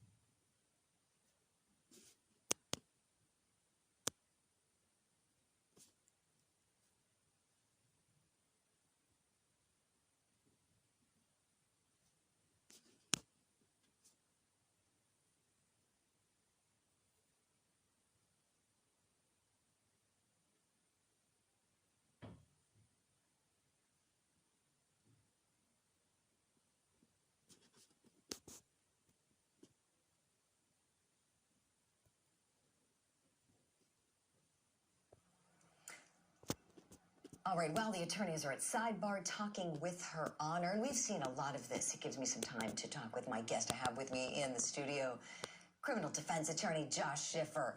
All right, Josh, what do you think so far, just so far, how is Amber Heard faring on the stand? I think she's definitely coming back. After watching the presentation from the plaintiff, Mr. Depp, it was clear. Social media, the kind of cultural zeitgeist of we love Johnny, and it looked like there was no way Amber could come back, but she has done great. She's got a big burden. Josh, thank you. Let's listen in together live. Your Honor, we're going to object on hearsay. First line, Your Honor, Okay. is all I understand in Your Honor's ruling, but I think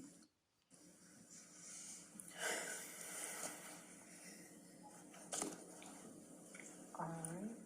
If you want to come forward, that's fine.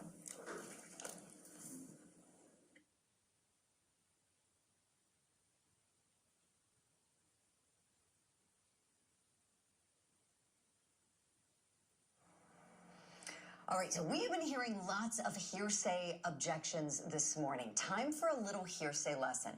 I will tell you, the attorney who best knows the rules of evidence has the advantage at trial because you can use the rules to get in the testimony you want the jury to hear.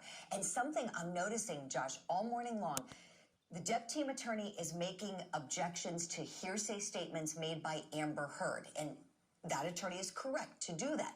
If she's making her own out-of-court statement, she's trying to tell the jury about it, yes, it's hearsay. But there are exceptions.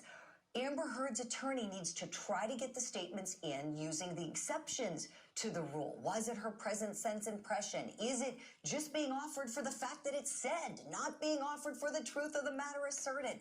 What I'm seeing here is her getting defeated every time because she isn't responding the right way with the exceptions. Your thoughts, Josh? Yeah, absolutely. And on the many levels this game is getting played, there's one part of it which is whose lawyer's winning and whose lawyer's losing when it comes to these objections. Regardless of what the information is, who's making the good objections, who is the judge shutting down every time. And if you're on the losing end of every one of the judge's arguments or rulings, that just doesn't look very good. Right. No. Something else, and this is a little bit of an inference I'm making here, and I am so certain I'd bet my bottom dollar on it.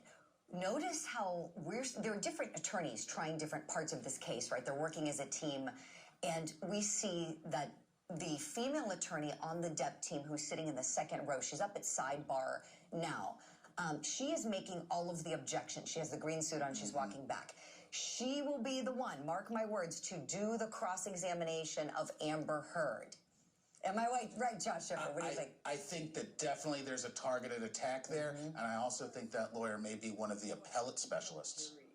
What you did then over that night, the next day, and at the hotel.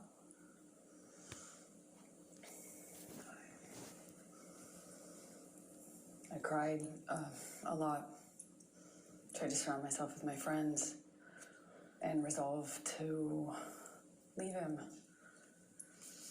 I felt powerless. Nothing I did made a difference. On the plane, I was so careful. Objection, non-responsive. Please just tell us what you did, and you can tell how you feel, but don't go backwards, okay? I resolved, tried to, the strength to commit to leaving him. I knew I had to. I knew nothing else would make a difference. So I got myself back to LA. New York. And started going to Al-Anon meetings every day. It's a support group for people who love addicts and alcoholics. What, if any, communications did you have with Stephen Deuters? Objection, hearsay. Your Honor, let me ask it this way. What, if any, communications did you have with Mr. Deuters communicating on behalf of Mr. Depp? Objection, hearsay. I would say agency on that, Your Honor. You have to lay a foundation for that. All right, let's go to 229A.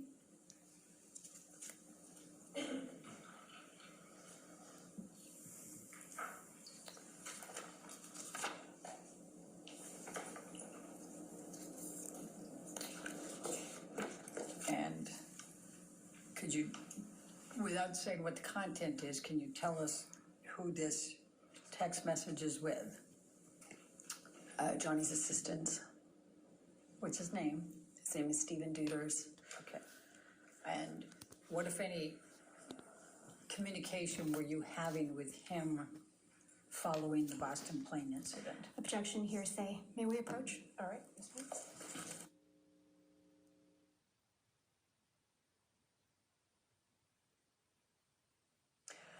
What have I been saying? It's all about knowing how to use the rules. There are ways that Amber Heard's attorney can get these communications in if she would cite certain examples in the rules. Like, for instance, one of the exceptions is the effect a statement has on a listener. If she wants to offer her statement to Mr. Deuters for the effect it had on him and what he did thereafter, Does that come into evidence, Josh Schiffer? The real issue is how the jury's going to actually understand this, because jurors aren't taught the vagaries of hearsay prior to sitting on a jury. What they see are really professional, smart lawyers struggling to ask questions. Yes. And that inability to even get a question out, it reflects poorly. It does. You're right. And one thing I teach when I teach trial advocacy is when you formulate your questions, whether it's a direct examination or a cross, you make them bulletproof. You make them so tight that you're not going to be drawing objections from the other side. You know what rule of evidence allows the answer in. And this is the problem. It's almost like she wasn't prepared for this. At least that's the way it's coming off to me. And she's not sure how to respond to the objections from the Depp side. And I think that's the top gamesmanship that's going on here, because obviously these lawyers are experienced and smart, that they're being able to be pushed off their game. Their strategy cannot materialize or manifest in front of the jury because of what the opposition is doing. They can't even get their questions out. Doesn't matter what the response is if the jury can't even get to the question. It's frustrating for the jury. I can tell Amber Heard's attorney is very frustrated. It's frustrating for the jury, and it's frustrating for people like us who know the rules of evidence and want to say, look, you could offer it for this, that, even for just saying, Your Honor, this statement isn't being offered for its truth. It's offered for the fact that Amber Heard said it. That would let it come in. There's your evidence lesson for now. Following the Boston plane incident. Yes, I did. Please tell the jury about those communications. I heard from him directly. I also heard from him through his assistants who were texting for him. Objection, Your Honor, hearsay. I'll sustain the objection. You're not allowed to testify about the text messages with his assistant, but can you tell the jury about your communications with Mr. Depp? Okay. It's kind of confusing because he was texting through them. Objection, Your Honor. I'll sustain the objection. I'll strike that from the record, and you'll just regard that testimony. Please answer the question. Just confine it to the communications you had with Mr. Depp, please. He was sorry and told me that he was in a blackout. He didn't remember everything, but what he did remember, he was ashamed of. He begged me to forgive him, said he understood and forgave me if I never wanted to speak to him again. He texted me at one point, and then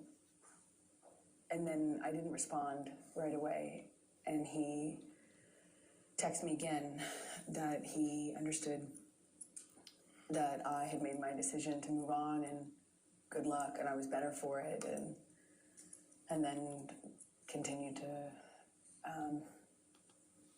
contact me. I spoke to him when I was in New York on the phone, and he said that he was he had a chip, or that he was going to meetings, that he I think at the time mentioned another celebrity that was kind of advising him on sobriety, or not advising him, but encouraging him, and he was saying, well, look, me and this person, we even went to a meeting. I've got 3 days sober, 4 days sober, and that was the last time. The monster will never come back. Monster will never come back. And because it felt like it felt so much worse than it had ever been before. And because I had, I went to New York and I was trying to get my strength to leave him, I actually thought that it kind of would be the turning point. I thought I had effectively... Objection, Your Honor, non-responsive. Overruled. Thank you. Go ahead. Please continue. I thought things would change. Okay. Did you draft any kind of email to Mr. Depp to express your emotions and how you felt about all this? Objection, hearsay. Well, let's go, also lay the foundation, Your Honor. Let's go to Defendants 239. 239.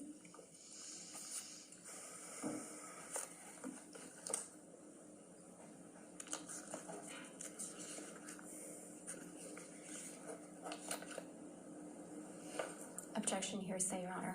And I would say both present sense impression and definitely state of mind, Your Honor. I'll sustain the objection. All right. So, did you ultimately communicate to Mr. Depp what you first drafted up in an email without saying anything about what's in the email? That calls for hearsay, Your Honor. I'm just asking if she did. Not what she said. Correct. Okay. Overruled. Did you communicate to Mr. Depp what you had drafted in the email? And you don't get to say what you said? Yes. Okay.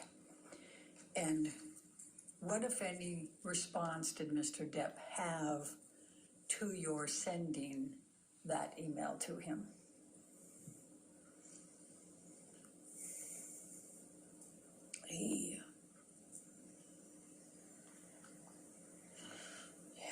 He came to New York to fight for the relationship, for me, to prove that he was sober and he was committed to changing.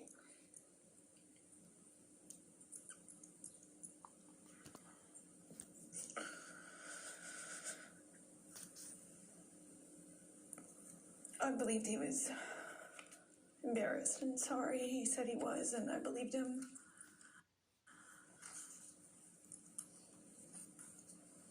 So I took him back, or I got back with him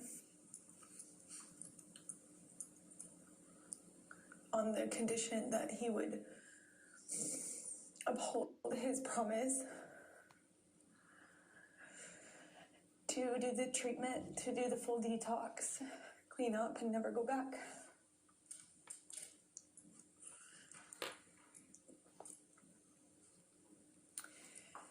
So I'm going to take you now up to the June through August 2014 time frame.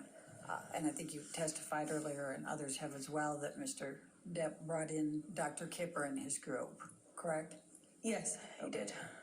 Could you please describe for the jury what those next few months were like?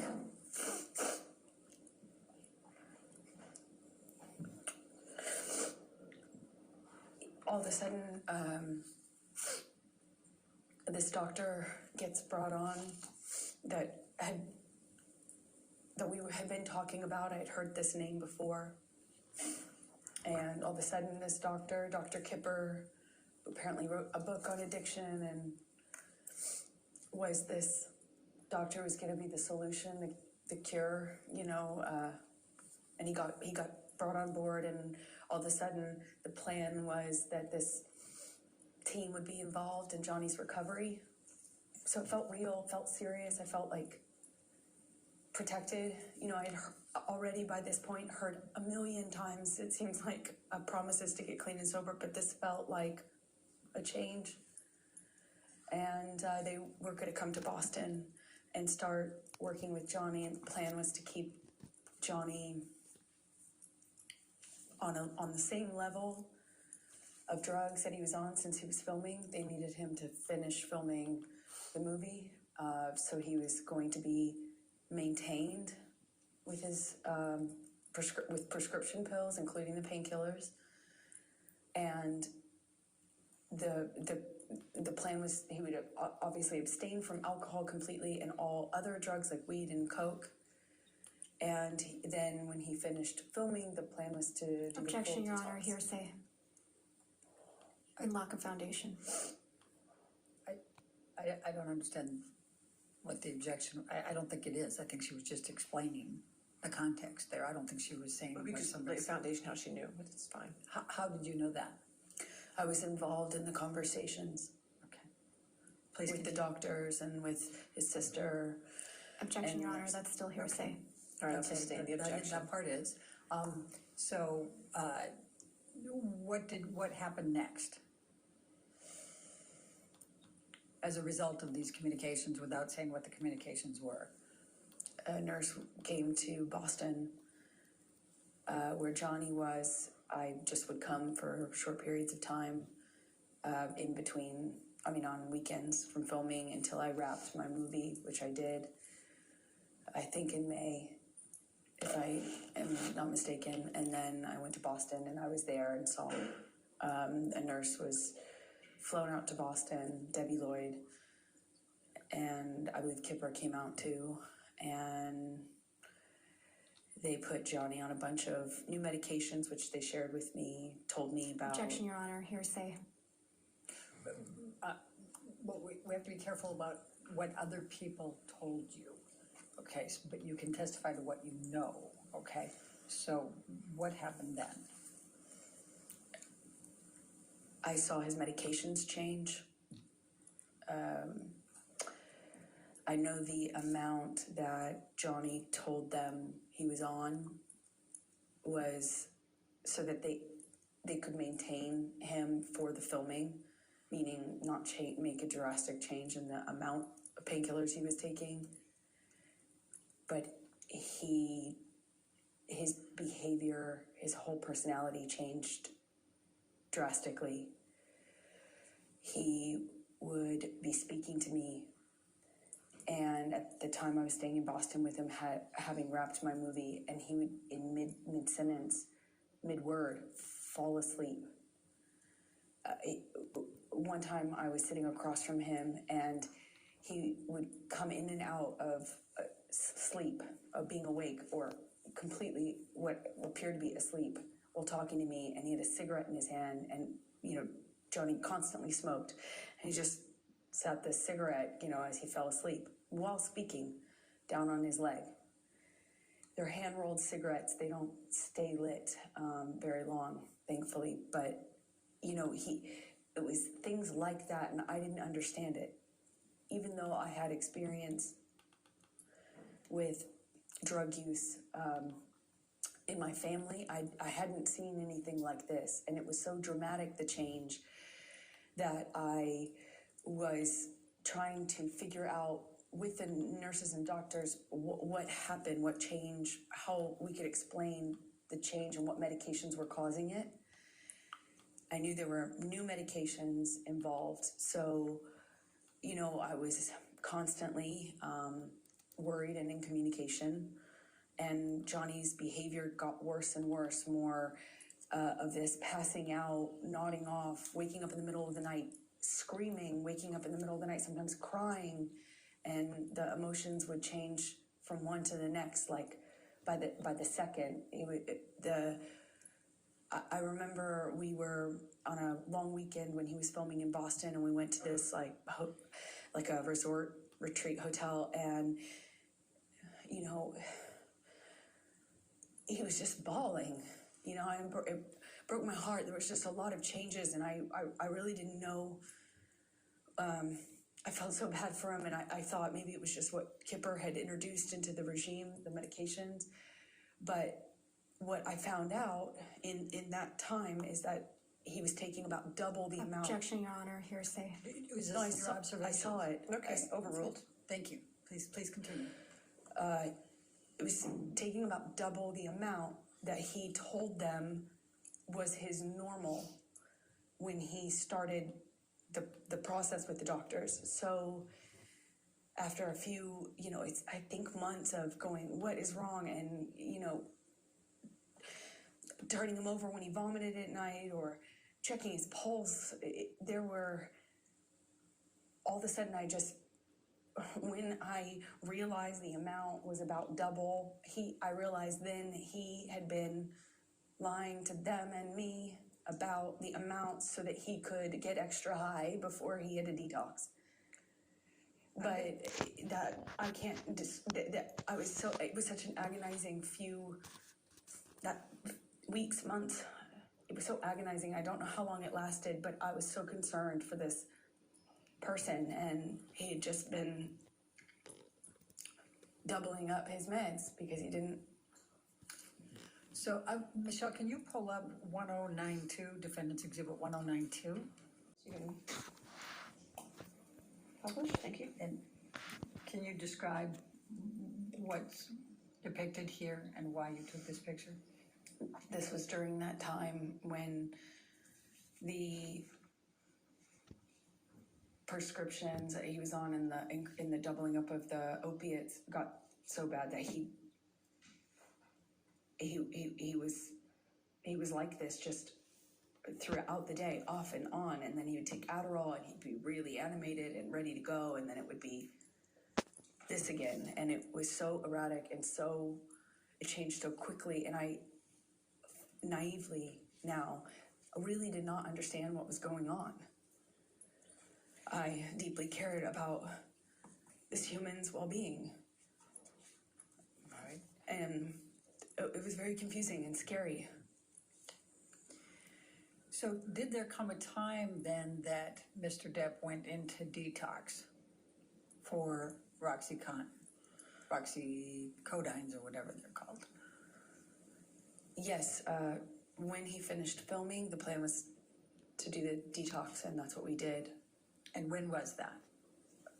That would have been early August of 2014. I believe we left. We were there for, I think, a week to 10 days, 8th through the 18th, more or less. And we've heard some testimony about this, but can you please describe for the jury what took place during this detox on the Bahama Islands in August 2014? It was, for the first few days, okay, peaceful. The nurse, and then later nurse and doctor were staying on a different part of the island. A few minutes drive by ATV, like 10, 15 minute, by one of those ATV vehicles. But we communicated via walkie-talkie and occasionally through text. And it was okay at first, and then the behavior, then it just really wasn't okay. It was up, down, he'd be mad at me. Then he was wanting a hug. He cried a lot, and then he, wanted to have sex a lot, which is just not like Johnny at all. And it was just like that. It was just up, down, mood, and it was like I felt like I constantly was catering to the mood, that whatever he was going through at the time. I was just trying to adapt and kind of roll with it and provide support. I was taking his blood pressure. I was on a schedule and constant communication with the nurses about delivering the meds, giving him his meds at a certain time. I was just trying to take care of him. And a few days in, the effects of the detox really started to change. And it went from this erratic behavior up and down to just really down or mad. He would burst into anger at me, yelling at me. I crossed the table. I walked away from it at the table. I crossed the table in a certain way, and he screamed at me about that and tried to overturn this table. Luckily, it was bolted down to the deck. But I remember him shaking it and screaming, and at a different point, he was really calm and sweet and thanking me. And then another, he looked like he was balancing out, and we had a conversation, and he was saying he wanted to quit the detox, and he couldn't do it anymore. And I was trying to find the language to encourage him. I was trying to remind him how much he wanted that, how much he had told me he wanted that, how much I was reminding him, he told me all the time, I saved his life, and he wouldn't be doing this without me. And I was telling him these things, and at one point in our conversations, I told him about how... Objection, Your Honor, hearsay. Please try to continue without what you said, please. I said something to him, and he got so angry at me, he slapped me across the face, but he did it while crying. It was the weirdest thing, just crying, saying no woman had ever embarrassed him like that. No woman had ever made him feel like that. I heard that for the rest of the trip too, just on repeat. And I felt bad. I feel bad. Still feel bad. But, I didn't want to make him feel embarrassed. That's not what I wanted to do. It just was in over my head. I don't know how to detox someone. I don't know how to help them see that. And I shouldn't shouldn't have been there. You know, I don't. Why were you there? Because he asked me to. And I didn't know that that was a phenomenally dumb idea. I don't know why why the doctors and nurses didn't tell me not to. I had no idea what that was going to look like or be like. And it was hell. You know, we're on an island. I'm trying to take care of him, and he was hallucinating and... Objection, Your Honor, non-responsive. Overruled. Screaming at me for things that I said when I didn't say I hadn't said anything. I would tell him, Johnny, Objection, Your Honor, hearsay. Well, I think in the context, Your Honor, it's not offered to prove the truth of the matter asserted. What's it for? It's just telling the context of... I'll sustain the objection. Thank you. Please continue and just say what he says and what he did and what your observations were.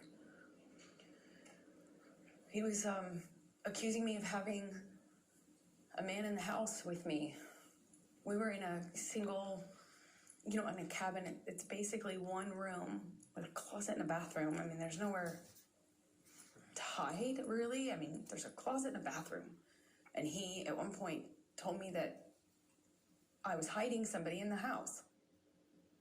Another point, he was communicating with someone not in the room. It would yell at me and then yell at someone else who wasn't there. And I tried to ask for what I should do. I didn't know what to do. It was terrifying and strange. A whole week. So after you left Bahamas and finished with the detox there, where did you go from there?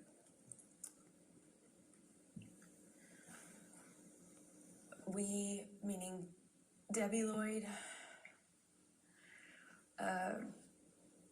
Dr. Kipper, and I and Johnny, we flew back to LA, and he was going back and forth between saying he wasn't going to continue to, he was committed, it was back and forth. Everything was up, down, erratic, like changing every second. And we got to LA, and Debbie and Kipper communicated with me. I won't say what they said, but I decided it would be probably in everyone's best interest if I went away to a hotel. Johnny put me up in this room in this hotel while he finished the process of detox in LA. And I had my friends out with my girlfriends there to support me as per usual. So Michelle, can you pull up 272, please?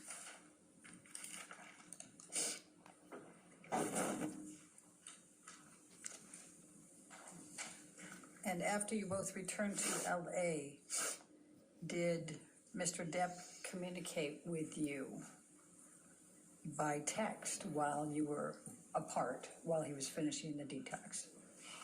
Yes, he did. Your Honor, I'd like to move the admission of 272. Any objection? Yes, Your Honor, to the first message. Excuse me, Your Honor, to the second. You mean the response? Right. Okay. It's just present sense of impression, but I'm understanding Your Honor's rulings on that. Okay. So you want to redact it? Can we redact that second message?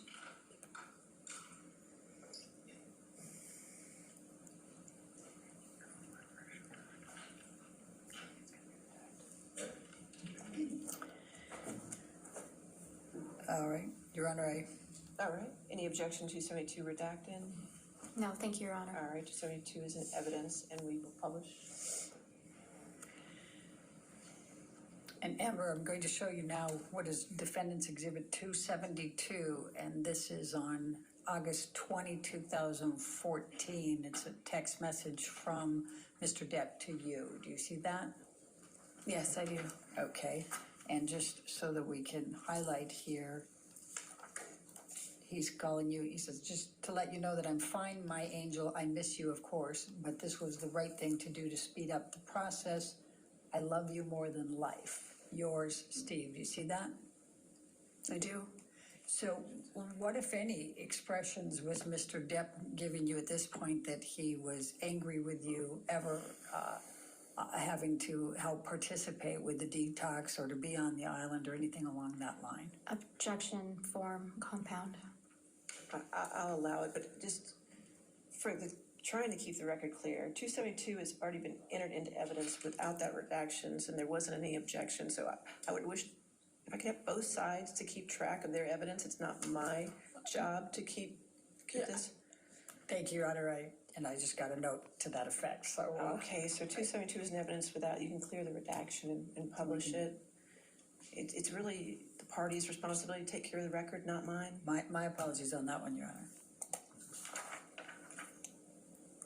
All right. All right, and I overruled the objection, so she can answer the question. Thank you, Your Honor. I'm sorry, can you remind me what the question was? Yes, That's fair. that's fair. What, if anything, did Mr. Depp say about that you were torturing him on the island and he didn't want you there? Very confusing for me to hear that, because even though he was hallucinating and angry at me at various moments when he would have these kind of episodes, I did nothing but try to take care of him. I'm not a nurse. I did my best to support him, and he thanked me. He thanked my mom, he thanked my dad, and told me, of course, I saved his life, that he wouldn't be able to make this change without me, and that this process was horrible and hard on him and us and me, but that he was so thankful that I was there for him.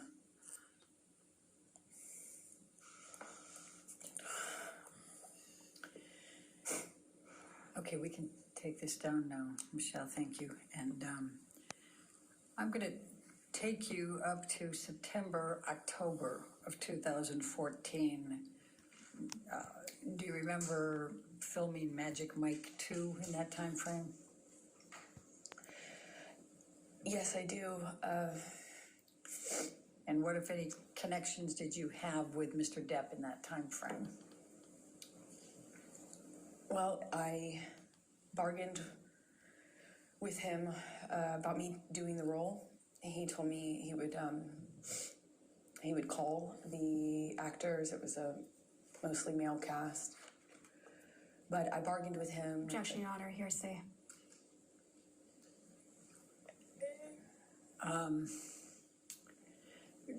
Don't say what you said, just say what he said, okay? He reluctantly kind of agreed to me working on this movie or taking a job. He was filming a different movie in London at the time. I wasn't going to play a sexualized character. I wore no makeup or minimal makeup in the movie. No sexy clothing. No kissing scenes. No sex scenes. So I went and did that film in October of 2014 in Georgia while he finished his movie in London. And then at some point he came out to pick me up in Georgia and was there for my last day or two of filming.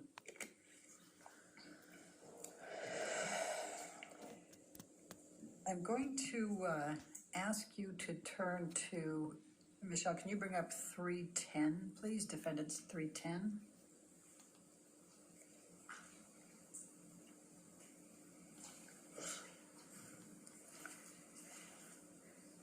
Did you have communications with Mr. Depp about auditioning for another role in this time frame? Objection, Your Honor. I'm going to object to the exhibit as hearsay.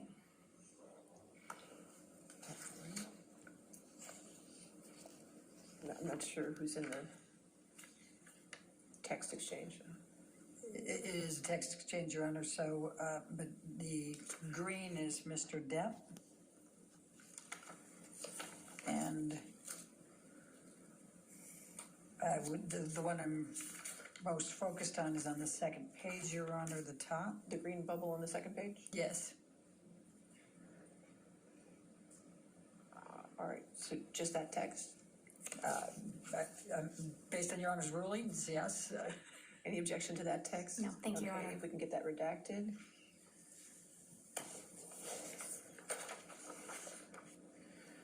And while that's being redacted, Amber, let me ask you, what, if anything was, and we're talking in November 2014 about you not working anymore or not taking on any more work or auditioning?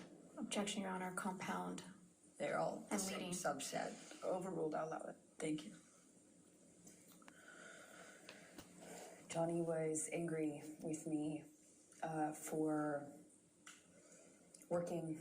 I had finished my job and I needed to eventually find another job, meaning a movie, to work on, and he was furious at me for, he found, like, we call them sides, they're just pieces of an audition, pages.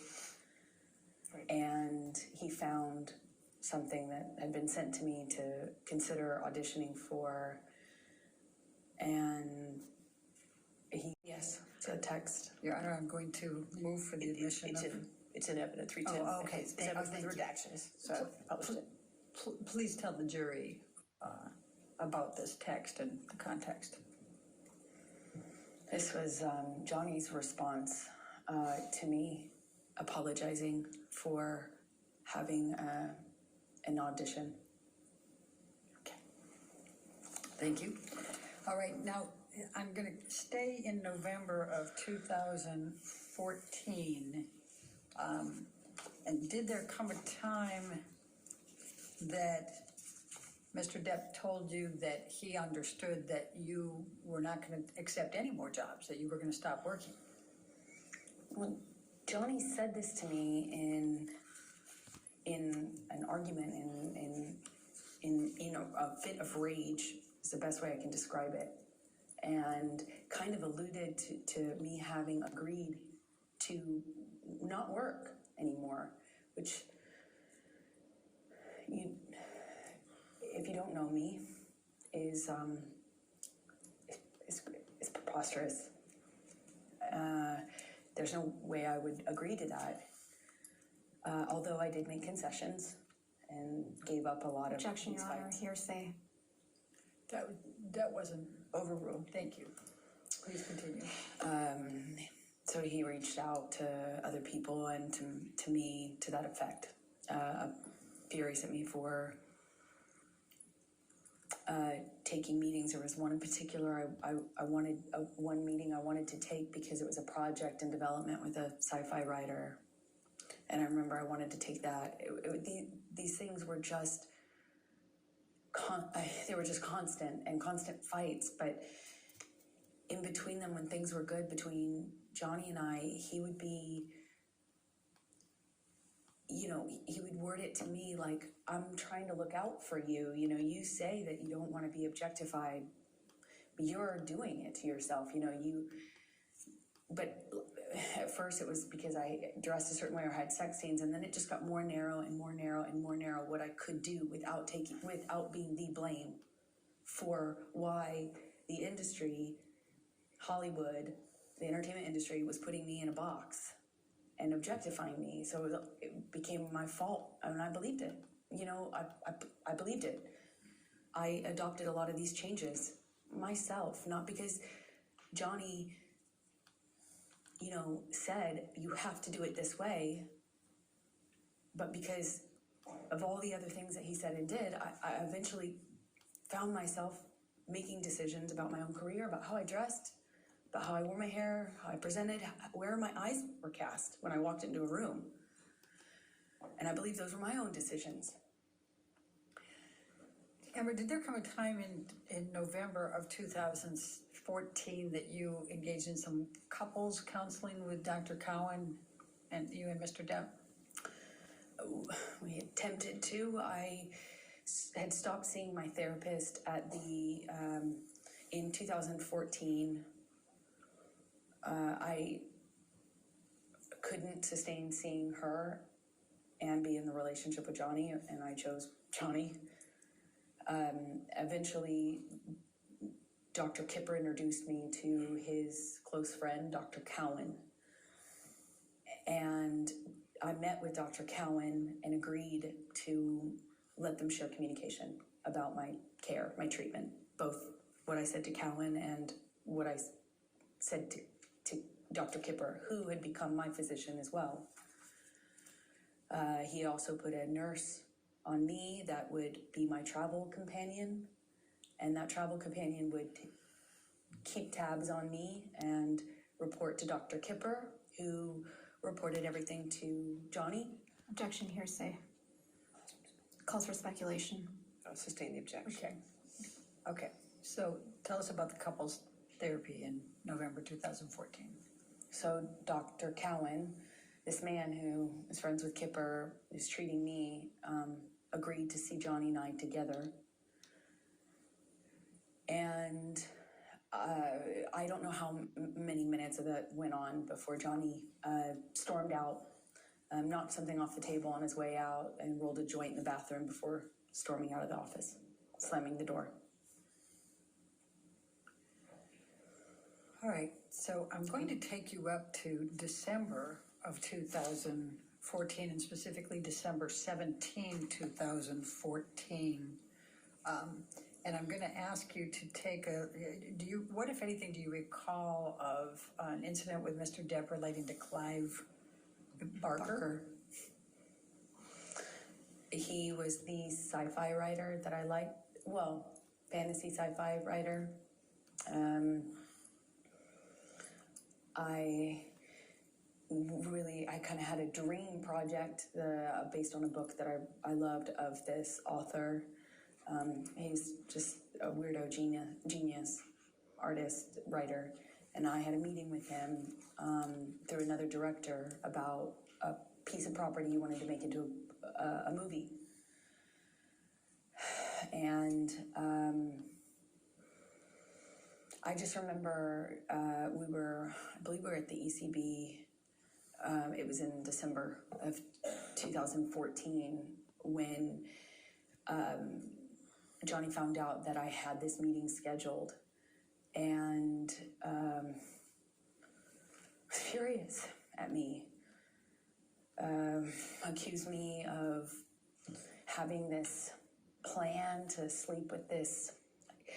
He was mad that I was taking the meeting at this man's house, but the man was very ill, like terminally ill, and not able to leave his bed or his home. He was under home care and very ill. And the person who was introducing us explained to me how we had to meet, and I did. And that was a big problem for Johnny. At first, it was that he was concerned about my safety, and I thought that was sweet. And there is something that's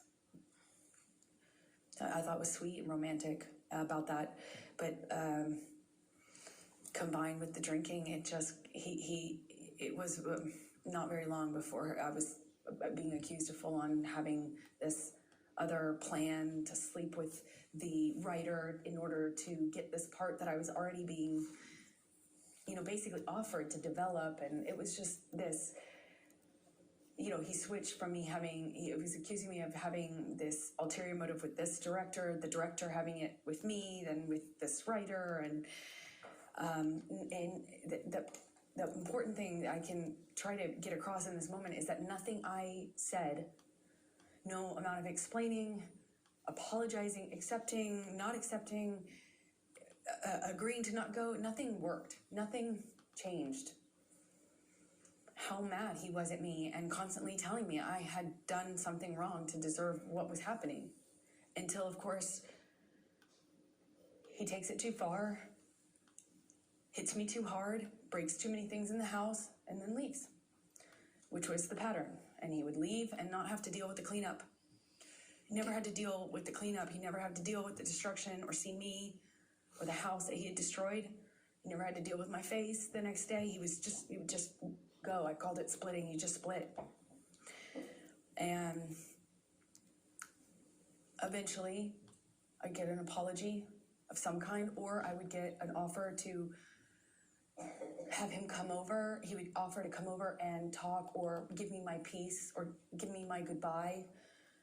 And in many ways, I found myself accepting that, knowing it was kind of false pretense, because I too wanted to resolve it. I didn't want him to think I was sleeping with this sci-fi writer. I didn't want him to think that I was this slut he said I was all the time. I mean, part of me really wanted to believe that he didn't mean those things, and I wanted to get to that part of him that would tell me he didn't mean what he said and that he was acting this way because he was messed up, you know.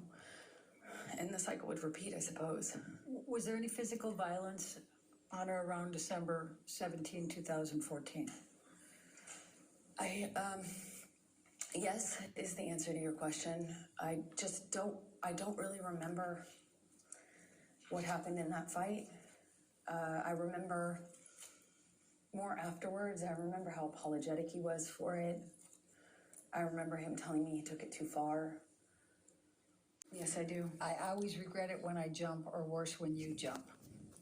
I don't want to be conditioned to continue that behavior. Therefore, I'll put in heavy work with shrink. What is your understanding of what he's referring to as shrink? Psychology. Objection calls for speculation. Did you have an understanding of what he meant? Yes, I knew exactly what he meant. And what did he mean? Shrink is shrink. What did he call shrink?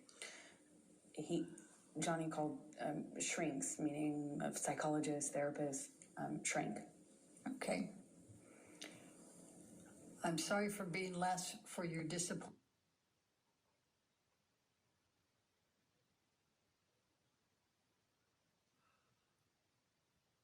The devil is all around, right?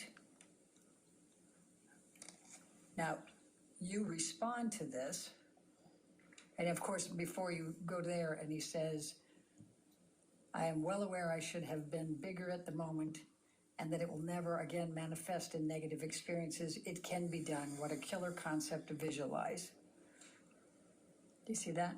Yes, I do. And you respond, I love you, I miss you already, correct? That's right. Right. And what, if anything, is that consistent with the cycle that you have described? Well, the language he used after particularly violent episodes was savage, monster, devil. And so we ended up both calling his other side, the side of Johnny that would do and say unbelievably horrible things. It was very different from the other Johnny. That was, in my opinion, exact opposite. And this is typical of the apologies that I would get when he took it too far physically. I was encouraged because I thought it meant he understood that he could really hurt me. Sometimes I didn't think he understood how much he could hurt me physically. I mean, so after this, I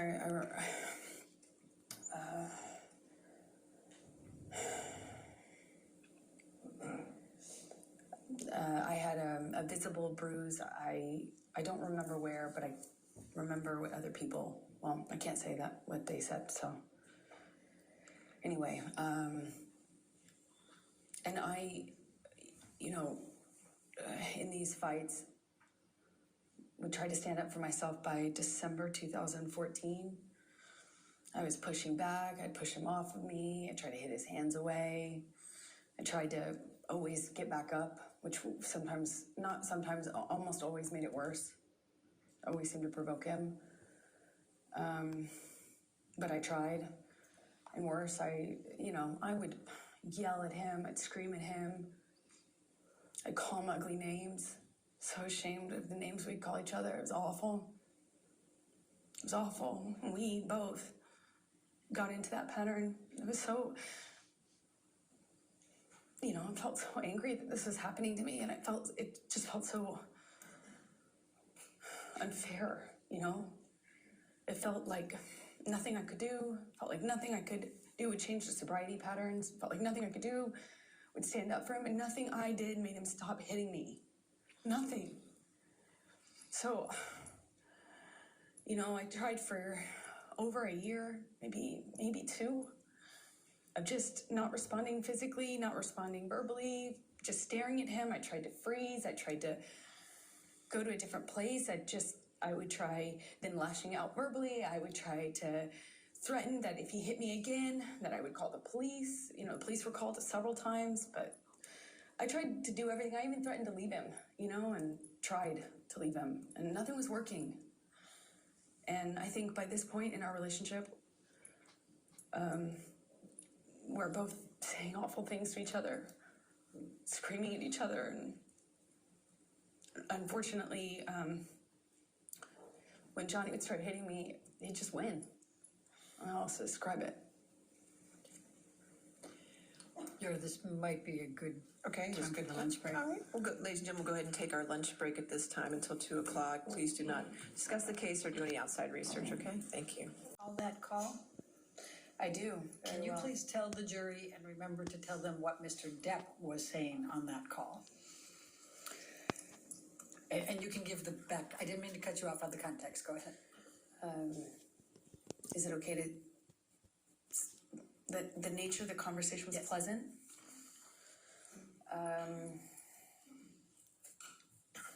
Friendly, fine, normal. And then Johnny stopped making sense with this. He'd start a sentence and then trail off and act confused when I would be confused. And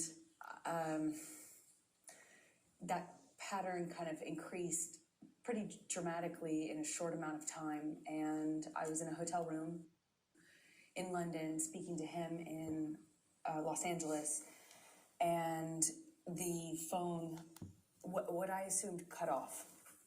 I thought it was a connection issue. And I remember getting out of bed and walking into the bathroom to get something, and I was redialing him. And in the span of that short amount of time we had been disconnected, it was minutes, not even minutes. I called him back thinking the phone had been disconnected, and he answered and he said, how could you tell me that? How could you say that to me?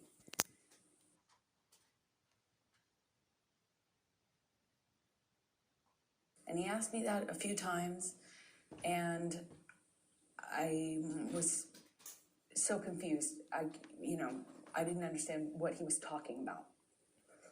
I expressed that to him. He says, who?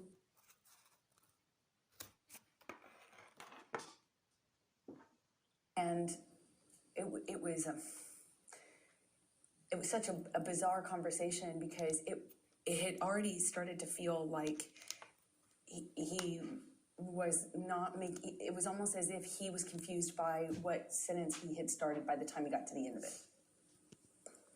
And then all of a sudden he tells me that I have just told him that I had a boyfriend or a lover in New York, and he's accusing me of having just told him about it, which was crazy. To me, not only was that not accurate, I would never have communicated with him like that. More or less called him on the phone to do it and then call him back and wonder what the connection issue was. It was just the most bizarre thing. But he was so worked up, incoherent, and accusing me of having had this conversation with him. Eventually the line drops out, and I spoke to the person who picked up the phone. Okay. And how did that end? I no longer spoke to Johnny. I probably can't say what the person told me. Are we talking about Isaac Baruch? Yes. Okay, so without saying what he said, you had a brief conversation with Mr. Baruch, and that was the end of the call? I did. It was my understanding Johnny was passed Objection, out. hearsay. Okay. Mrs. Tain? All right, January 25, 2015, Tokyo. Please tell, it's the premiere of Mordecai, correct? Did you accompany Mr. Depp to Tokyo for the premiere of Mordecai? I did. When I was, Please tell the jury about that trip. well, I had just started to pick out the wedding dress right before that trip. And plans were moving for us to get married shortly after this trip. So we took this trip to promote his movie. I went with him.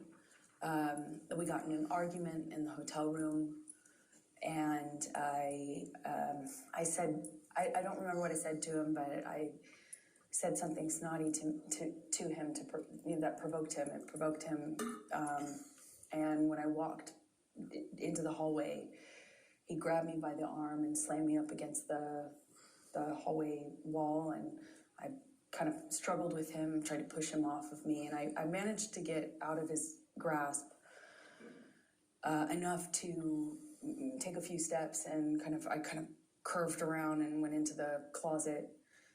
And by the time I made it into the closet, he had me by the hair, and what felt like he was just wailing on me, but in a really sloppy way, like hitting the back of my head, and kind of wrestled me down to the floor. I mean, it felt to me like I didn't even have a fair shot, because I wasn't facing him or looking at him. I was walking away from him. Or else, you know, I would have at this point even I would have tried to defend myself more, but I didn't. I kind of felt like it didn't see it coming, and he just wrestled me down to the ground. And I remember he was screaming at me.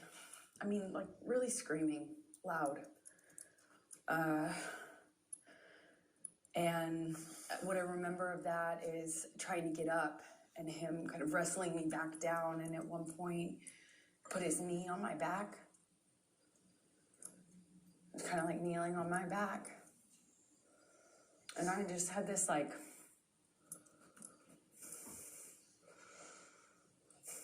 struggle with him. And I look at him, and he's still got his glasses on. I just remember looking at him and thinking that was so... He just looked like he hadn't been through anything, you know? He still had his glasses on, sunglasses. And he was screaming at me that he hated me, that it was over, he didn't want to marry me. He was disgusted. He was disgusted. He made this mistake. It was a big mistake, and everyone hated me. And I remember crying on the floor. Just, more than anything, I was heartbroken. I thought maybe he was serious. I thought maybe, God, he doesn't love me. Maybe he really feels this way. It broke my heart. Broke my heart. I wanted to marry him so bad.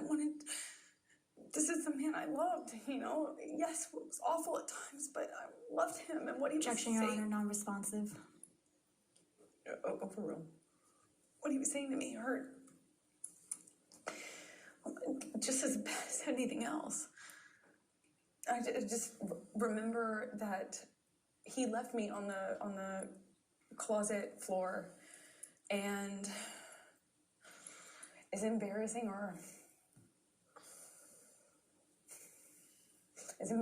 as it is to say, I went up to him at some point. I don't know how much time had passed. He was sitting at the piano in the living room of the hotel room that we had.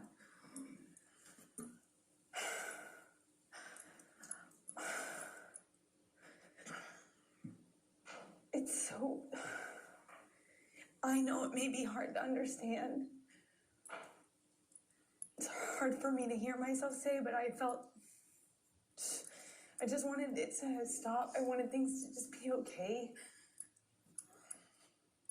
And I just sat next to him on the piano, and I just laid my head on his shoulder, and of course I was mad. Of course I was mad, and it was horrible what he'd done. But on the other hand, I wanted us to be okay. I could just put I could put the physical stuff in a box, and I just kept going back on how much I love this person. So just put my makeup on and went to the premiere with him and walked the red carpet with him. And I remember in the car checking my phone obsessively for pictures because my dress was backless. Of all times to have a backless dress. And then I was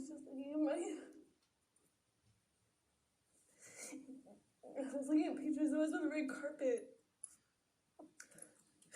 It was surreal because I was checking for bruises and making sure that nothing, like there would be no marks on me, and we just looked like this other thing on this red carpet when it was just...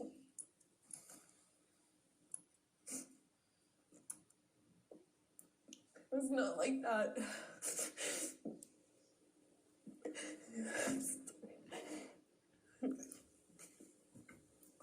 It's embarrassing. I know it's hard to... I'm sure it's hard to... Objection, Your Honor, non-responsive. I'll sustain the objection. Next question. I'm going to take you to February, the next month, 2015, to your wedding. Can you please tell the jury about your wedding?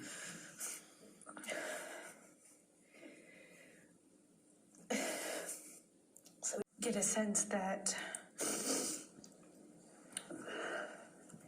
we were just, it was a wedding, running around Los Angeles. I was getting married that day, and I remember running around I went to therapy and,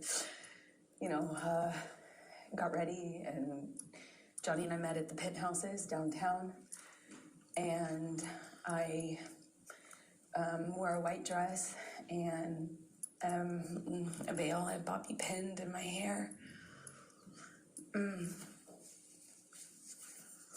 And I walked out of that penthouse. I met with Johnny in the hallway, and I thought he looked so handsome, and he seemed happy, and I felt that we were making the right decision. I was so looking forward to having this. I thought we'd get married and we'd have stability, safety.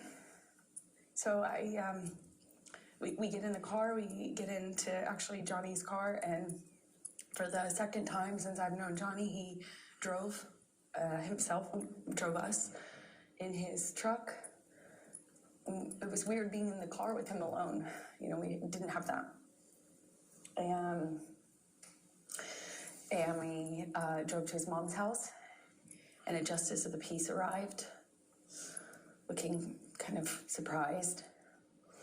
And she married us in the living room of his mother's house, Betty Sue, with our families together. My best friend, my mom, his mom. We ate food with the kids. They were there. And we had a wonderful evening, and then got up and got on the plane either the next morning or the day after, and flew to Johnny's Island. And we had what we had planned for the better, we had planned for the better part of a year or so, maybe 8 months. for this 3-day wedding on his island with our close friends, about 12 people, maybe 15 people. We had these little houses built, like not tents, but not houses, these little, for the guests. We had them built and designed on the island, and we had people come out, and it was magic. You know, I was marrying the love of my life. It was complicated,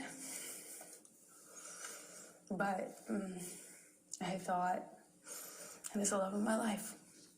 And we had our friends and family out, and we had this 3-day event. The first night of which was supposed to be he and I separate with our relative party. So me with the bridal party and him with his fellas. The bridal party, we had planned to do a cuddle puddle, have mushrooms and drink wine and, you know, have our own, like, you know, girl party separate. And then the next day have the wedding festivities. We were going to be married around sunset and on this beach, not the beach that Johnny had named for me, although I think we originally planned on having the ceremony on that beach, but it was changed at some point to the other beach, and we walked down the aisle, well, the beach aisle, and said our vows, and the sunset behind us, and we took pictures with our family, and we shot the bird, meaning the middle finger, up at the paparazzi helicopter circling, or plane circling around us while we were on the altar. And we danced and celebrated. And then I left the island because I had to go work. When you say you left the island, you had to go to work, what were you working on that required that? I was filming The Danish Girl in London, which is the film that I had been in London for in January when Johnny was hallucinating on the phone with me. I was there doing kind of prep work for that film. And what, if any, film was Mr. Depp going to at that point? Well, the plan, why we did the wedding when we did it, is because he had always had this commitment to do Pirates 5. And he was going to shoot that in Australia, and I was going to shoot The Danish Girl. And I started The Danish Girl in early February, and he was going to fly out mid-February to Australia. So his movie was going to take the majority of the year, meaning until August. So maybe longer, so that the plan was to do it when we did it, so that we didn't have to wait until the fall of the following year. So shortly after I left, Johnny returned to Los Angeles and then flew from Los Angeles on to Australia to shoot Pirates 5, excuse me. Okay. And what was the plan for you when you finished with Danish Girl? The plan was always for me to wrap on my movie and then come and join him in Australia, where he was filming Pirates 5. Okay, and when approximately was that? That was March 3rd. March 3rd that you wrapped, that you finished with Danish Girl? I believe, I can't recall the exact date, but I believe it was around that time, yes. Okay, and then tell the jury, where did you fly to get to Australia? How long of a turnaround was it for you to get to Australia? It was about a 24-hour, I think it's about 24 hours. I could be mistaken on the exact amount of time, but I remember it's quite a distance from London. I was filming in London, he was filming in Australia. Effectively, you have to fly 12 hours, stop, get on a different plane and fly, I think, around the same amount of time, if I'm not mistaken. Okay. So when you arrived, before you finished wrapping with Danish Girl and were heading out shortly before, what, if any, communications did you and Mr. Depp have? Well, at first it was great. Even though we were separate, it was so hard to, leave leave right after you get married, especially considering that in Johnny and I's relationship, it was always so much worse when I went away to work. That's when problems started. So that was hard, but we communicated pretty consistently, and it was positive until it started to change. And I got the sense that he thought I was sleeping with the director, and then it was with the actor I was filming with. Who was the actor you were filming with? Eddie Redmayne. Okay. I was not that it mattered, but I could do my best to field the accusations, and then they would kind of subside, and I thought things were okay. And one day, right before I'm supposed to fly to Australia, he, I think it was the night before I was supposed to leave to go to Australia, he calls my hotel room, apparently. I had a sense that the phone was ringing. I think I was in the shower at the time, but not much time had passed, and I get a knock on the door, and it was someone from the hotel that I was staying at. The hotel staff had been sent up to the room because Johnny... Objection calls for hearsay and speculation. I'll sustain the objection. So don't tell what the staff said. What happened next? Then I start communicating with Johnny. And when you say started, I mean, was he on the phone? Did you call him? What happened here? He called the room and then my cell phone, and then once I was on the cell phone, he was accusing me of not being in my room, so he called the room, and I had to prove that I was in the room because by answering the phone. And we had a lengthy kind of circular conversation about where I was and why I didn't answer the phone. Why I didn't answer the phone immediately. He didn't sound like he was connected to reality. It just didn't seem like, to me, it seemed like a previous pattern.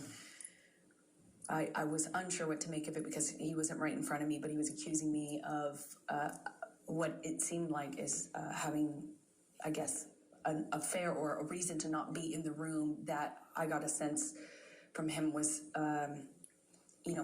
cheating or, that I was hiding something, and why I wasn't answering the phone, and hence why I got the knock on the door.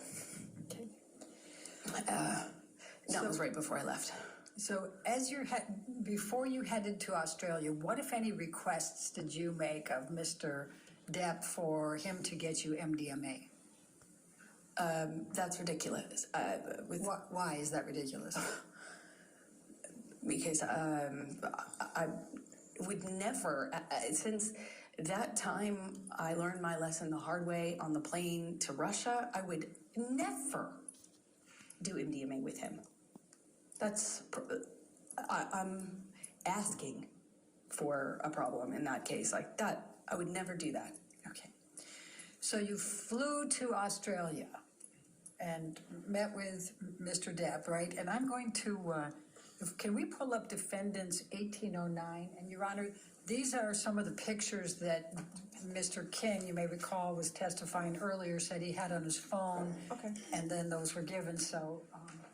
So I don't have these, is what you're saying. Okay, that's fine.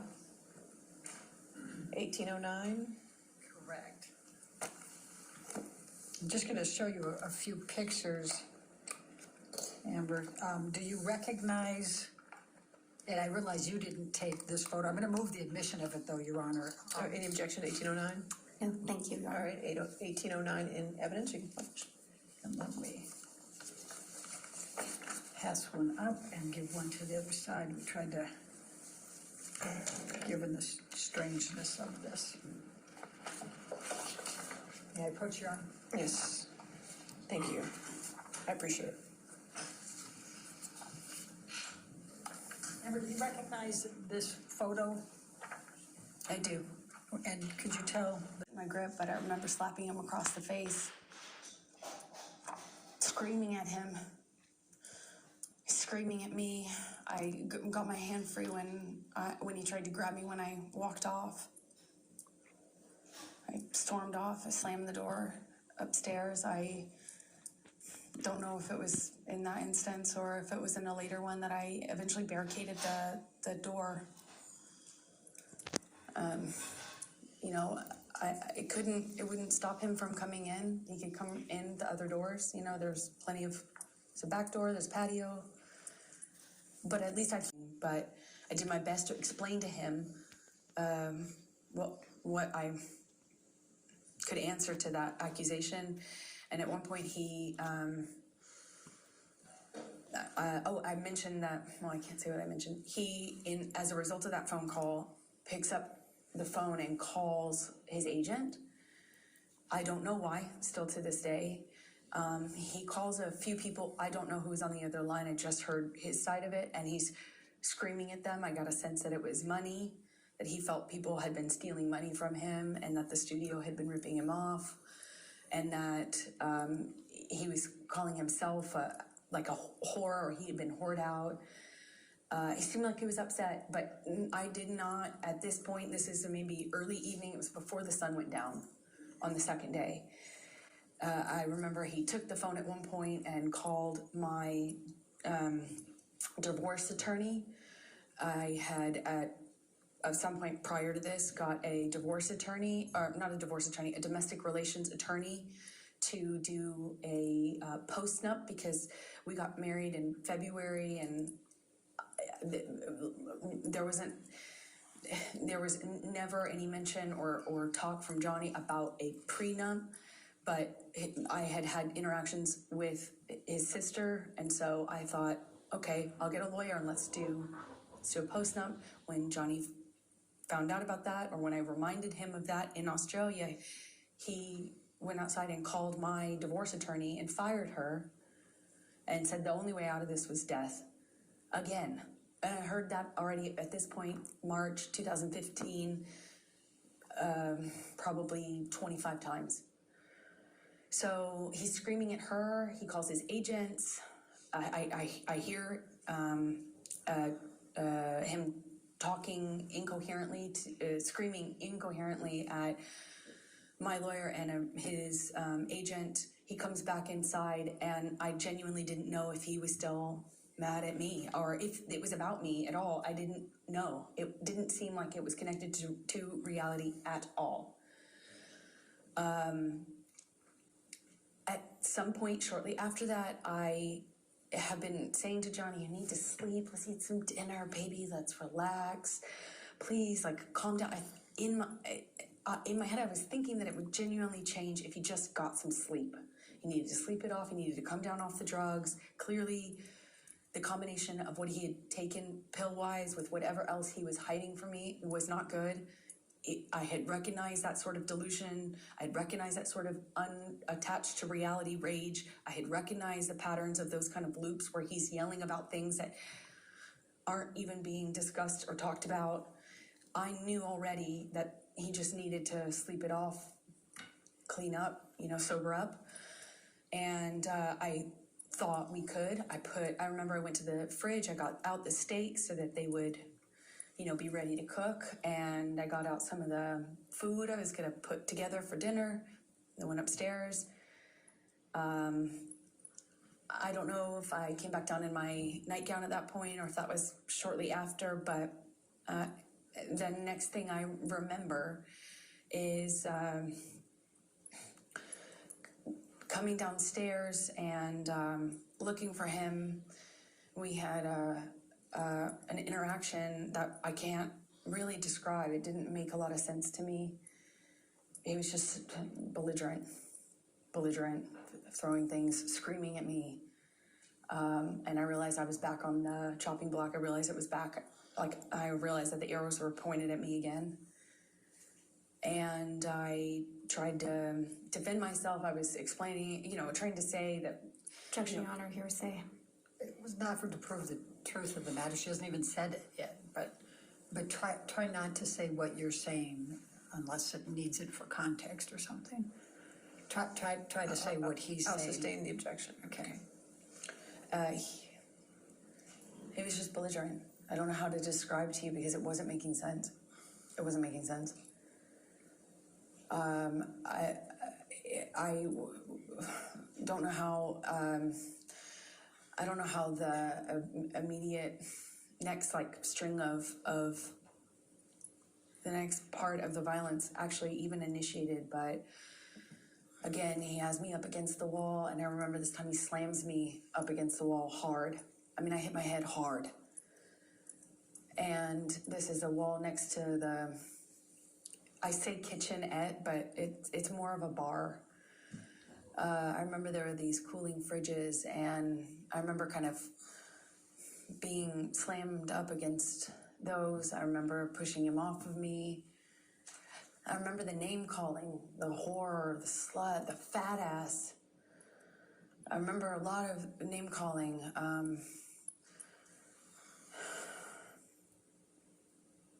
Had he been drinking by this time? He was Calls drinking. for speculation and leading. I'll say it's leading. What, if any, drinks had you observed Mr. Depp have by this time? Well, I had already seen him drink right in front of me, took a big swig out of a wine bottle upstairs right in front of me as in a gesture of, looked right at me and took a big swig out of it as a show for, did it right in my face to make a point. And then when I came downstairs, he was drinking from the bottle. I don't know what kind of liquor. I remember there was another bottle open, and I was wondering why he was drinking both. But at some point,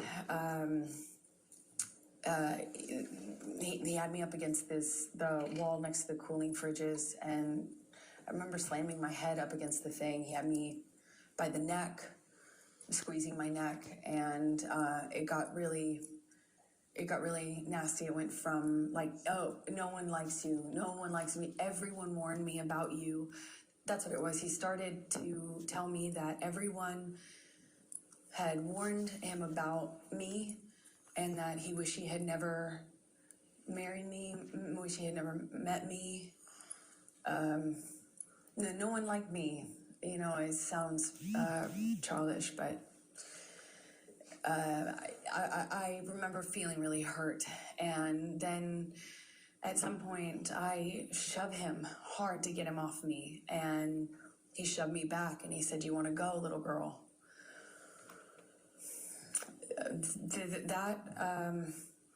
I couldn't, as I sit here today, tell you if that happened before he choked me up against the wall, but at some point, I am in a struggle with him where I'm holding his shirt lapel, and he kind of just flings me, for lack of a better way to describe it, throws me across the room. I land on a games table. It's like a ping pong table. And I don't know if I was holding on to him or if he pursued me separate, but he gets on top of me on the games table and is just whacking me in the face, repetitive. We struggle on the games table. I don't know how we get up. I don't know if he pulls me up. I wish I could tell you, but we were in this struggle down in this games room by the bar. And we had this conversation about the drinking, or argument about the drinking, and he holds up this bottle to me, and I'm saying, did you drink this whole thing? Something stupid, focusing on this detail, and he is telling me that I can't control him anymore, and that if I really, if I really wanted to try, take it. And then he's taunting me to take the bottle from him. If I really want him to stop, why don't I take it from him? Go on. Kept saying, go on. And kind of gesturing with the bottle towards me. And like Dean does that 2 or 3 times. I reach for it and he'd revoke it, kind of laugh at me. And he's holding out the bottle. I think like maybe the 3rd time or so I get a hold of it. I pick it up and I slam it down on the ground right in between us. There's a tile floor, a white tile floor. And I smashed the bottle on the floor. And that really set him off. So stupid. Sorry. It was like a light bulb switch went off. And he started screaming.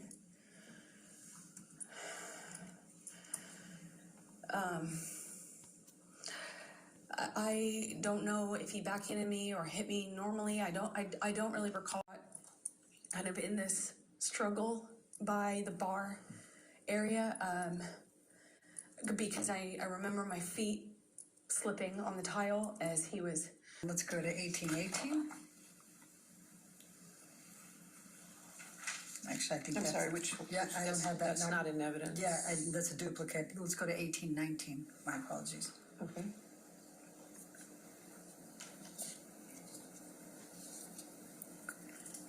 Do you recognize this? Yes, I do. What is this? This is close to where my feet were when I was dangling off the counter. When he had me on the countertop by my neck, my feet were slipping on the tile, and I just remember my feet. I remember feeling glass underneath my feet and slipping. I couldn't get up. I couldn't alleviate the pressure on my neck as he was crushing me. That's that's next to that. All the way at the end of the picture is the bar where I was standing when he was throwing bottles at me.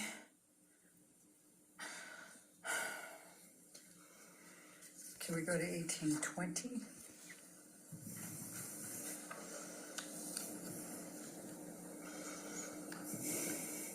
Do you recognize what's depicted here? The area. Yes, that's to the left would be where the wall-mounted phone was. Right to the left of that. To the right of that is the little L-shaped bar that I was telling you about, where I was trapped in. And when you say to the left of the wall, what do you mean? Is it off the picture or on the picture? So if you're looking at this picture, imagine up and to the left at person height, site height, was I don't know if it was antique, but it kind of looked old-fashioned, like an old-fashioned heavy. It looked heavy. I didn't pick up the receiver, but it looked heavy when I was watching it break. You know, it looked like these like really heavy glass. Excuse me. It's really thick, heavy, not plastic, but like a Bakelite or something heavy material on it. That's my best guess. So that would have been to the left, and then to the right would have been the very end of the bar that you just saw a picture of. All right, let's go to 1821, defendants.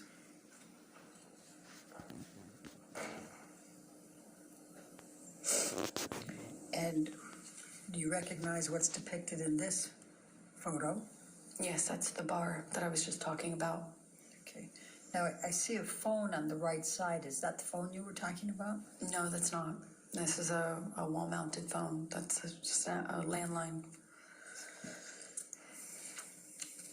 And you see straight ahead at the very, if you look straight ahead at the picture, on the top part of that, it appears to be some broken glass. Do you recall, what do you recall of that? I recall more than just this window being broken. This is one of the windows that he broke when he was throwing things at me. My body was standing in front of that little kitchen sink you see at the end of the picture. I suppose that's some of the glass I felt, though, on the backs of my arms. Like when the window shattered. Okay. Let's go to 1822. 1822, I don't have in evidence. 1822 is not in evidence. My fault, that's exactly why I just went over here. Let's go to 1825, I think. Is that the next one, Your Honor? 1825 is in evidence. I'm not sure about Okay. that.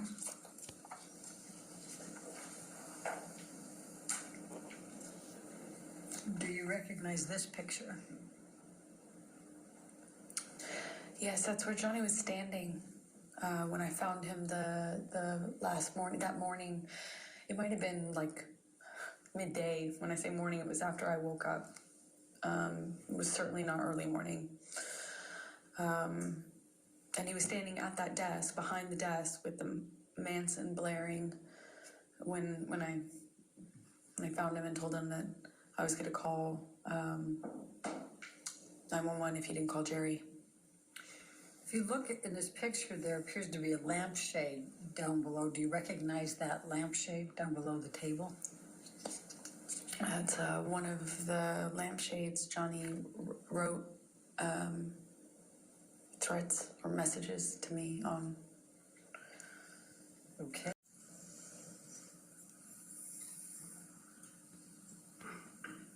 Do you recognize this? Yes, I do. That's my painting studio. So when I walked downstairs and saw all the blood on the walls, I walked into this room first. That's where the stairs empty into this room, kind of my painting area. And those are the canvases that he repainted. And do you see, if you look by the white tablecloth table to the right of that, do you see a lampshade there? Yes, I don't know if that's the same lampshade or another one. Okay. Then let's go to 1828.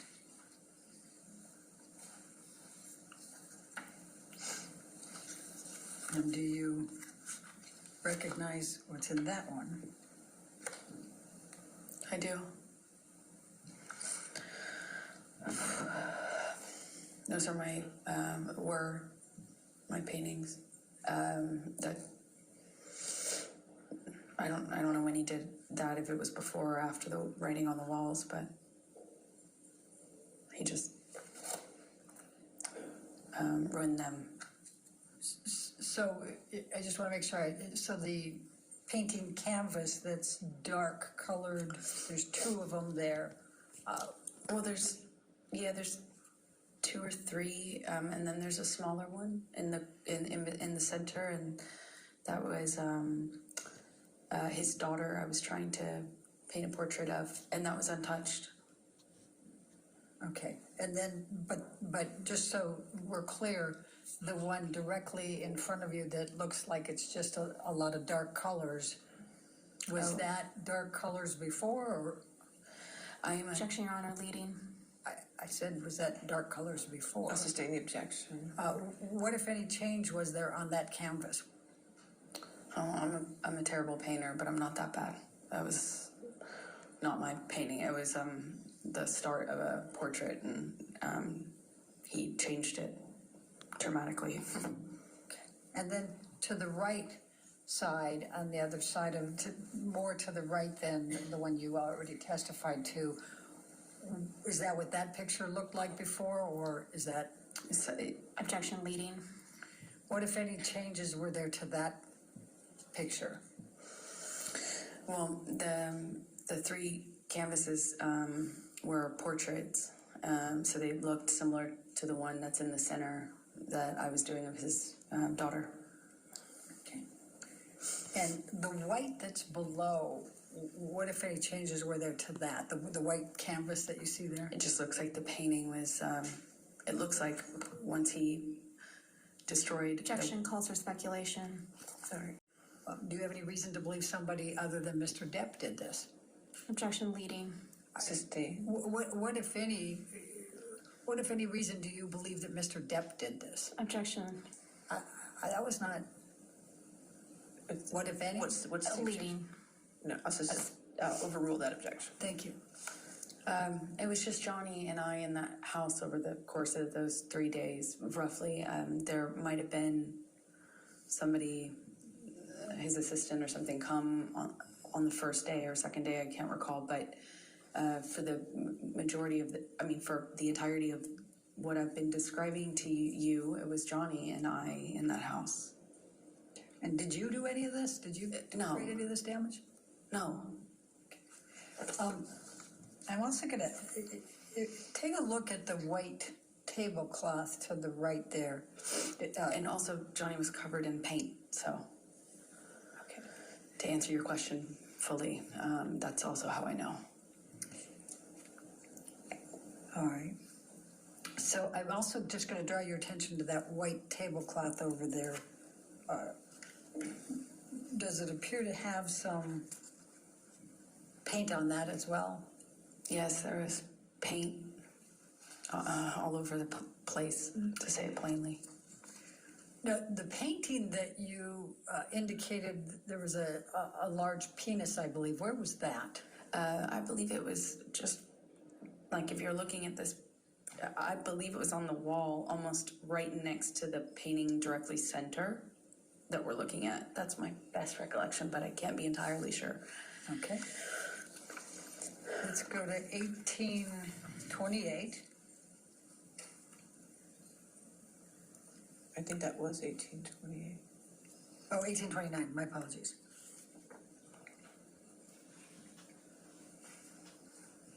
And do you recognize this photo?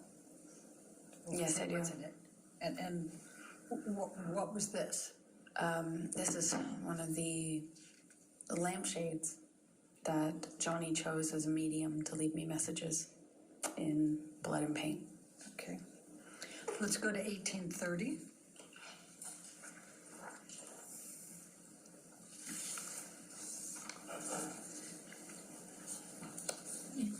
Do you recognize this?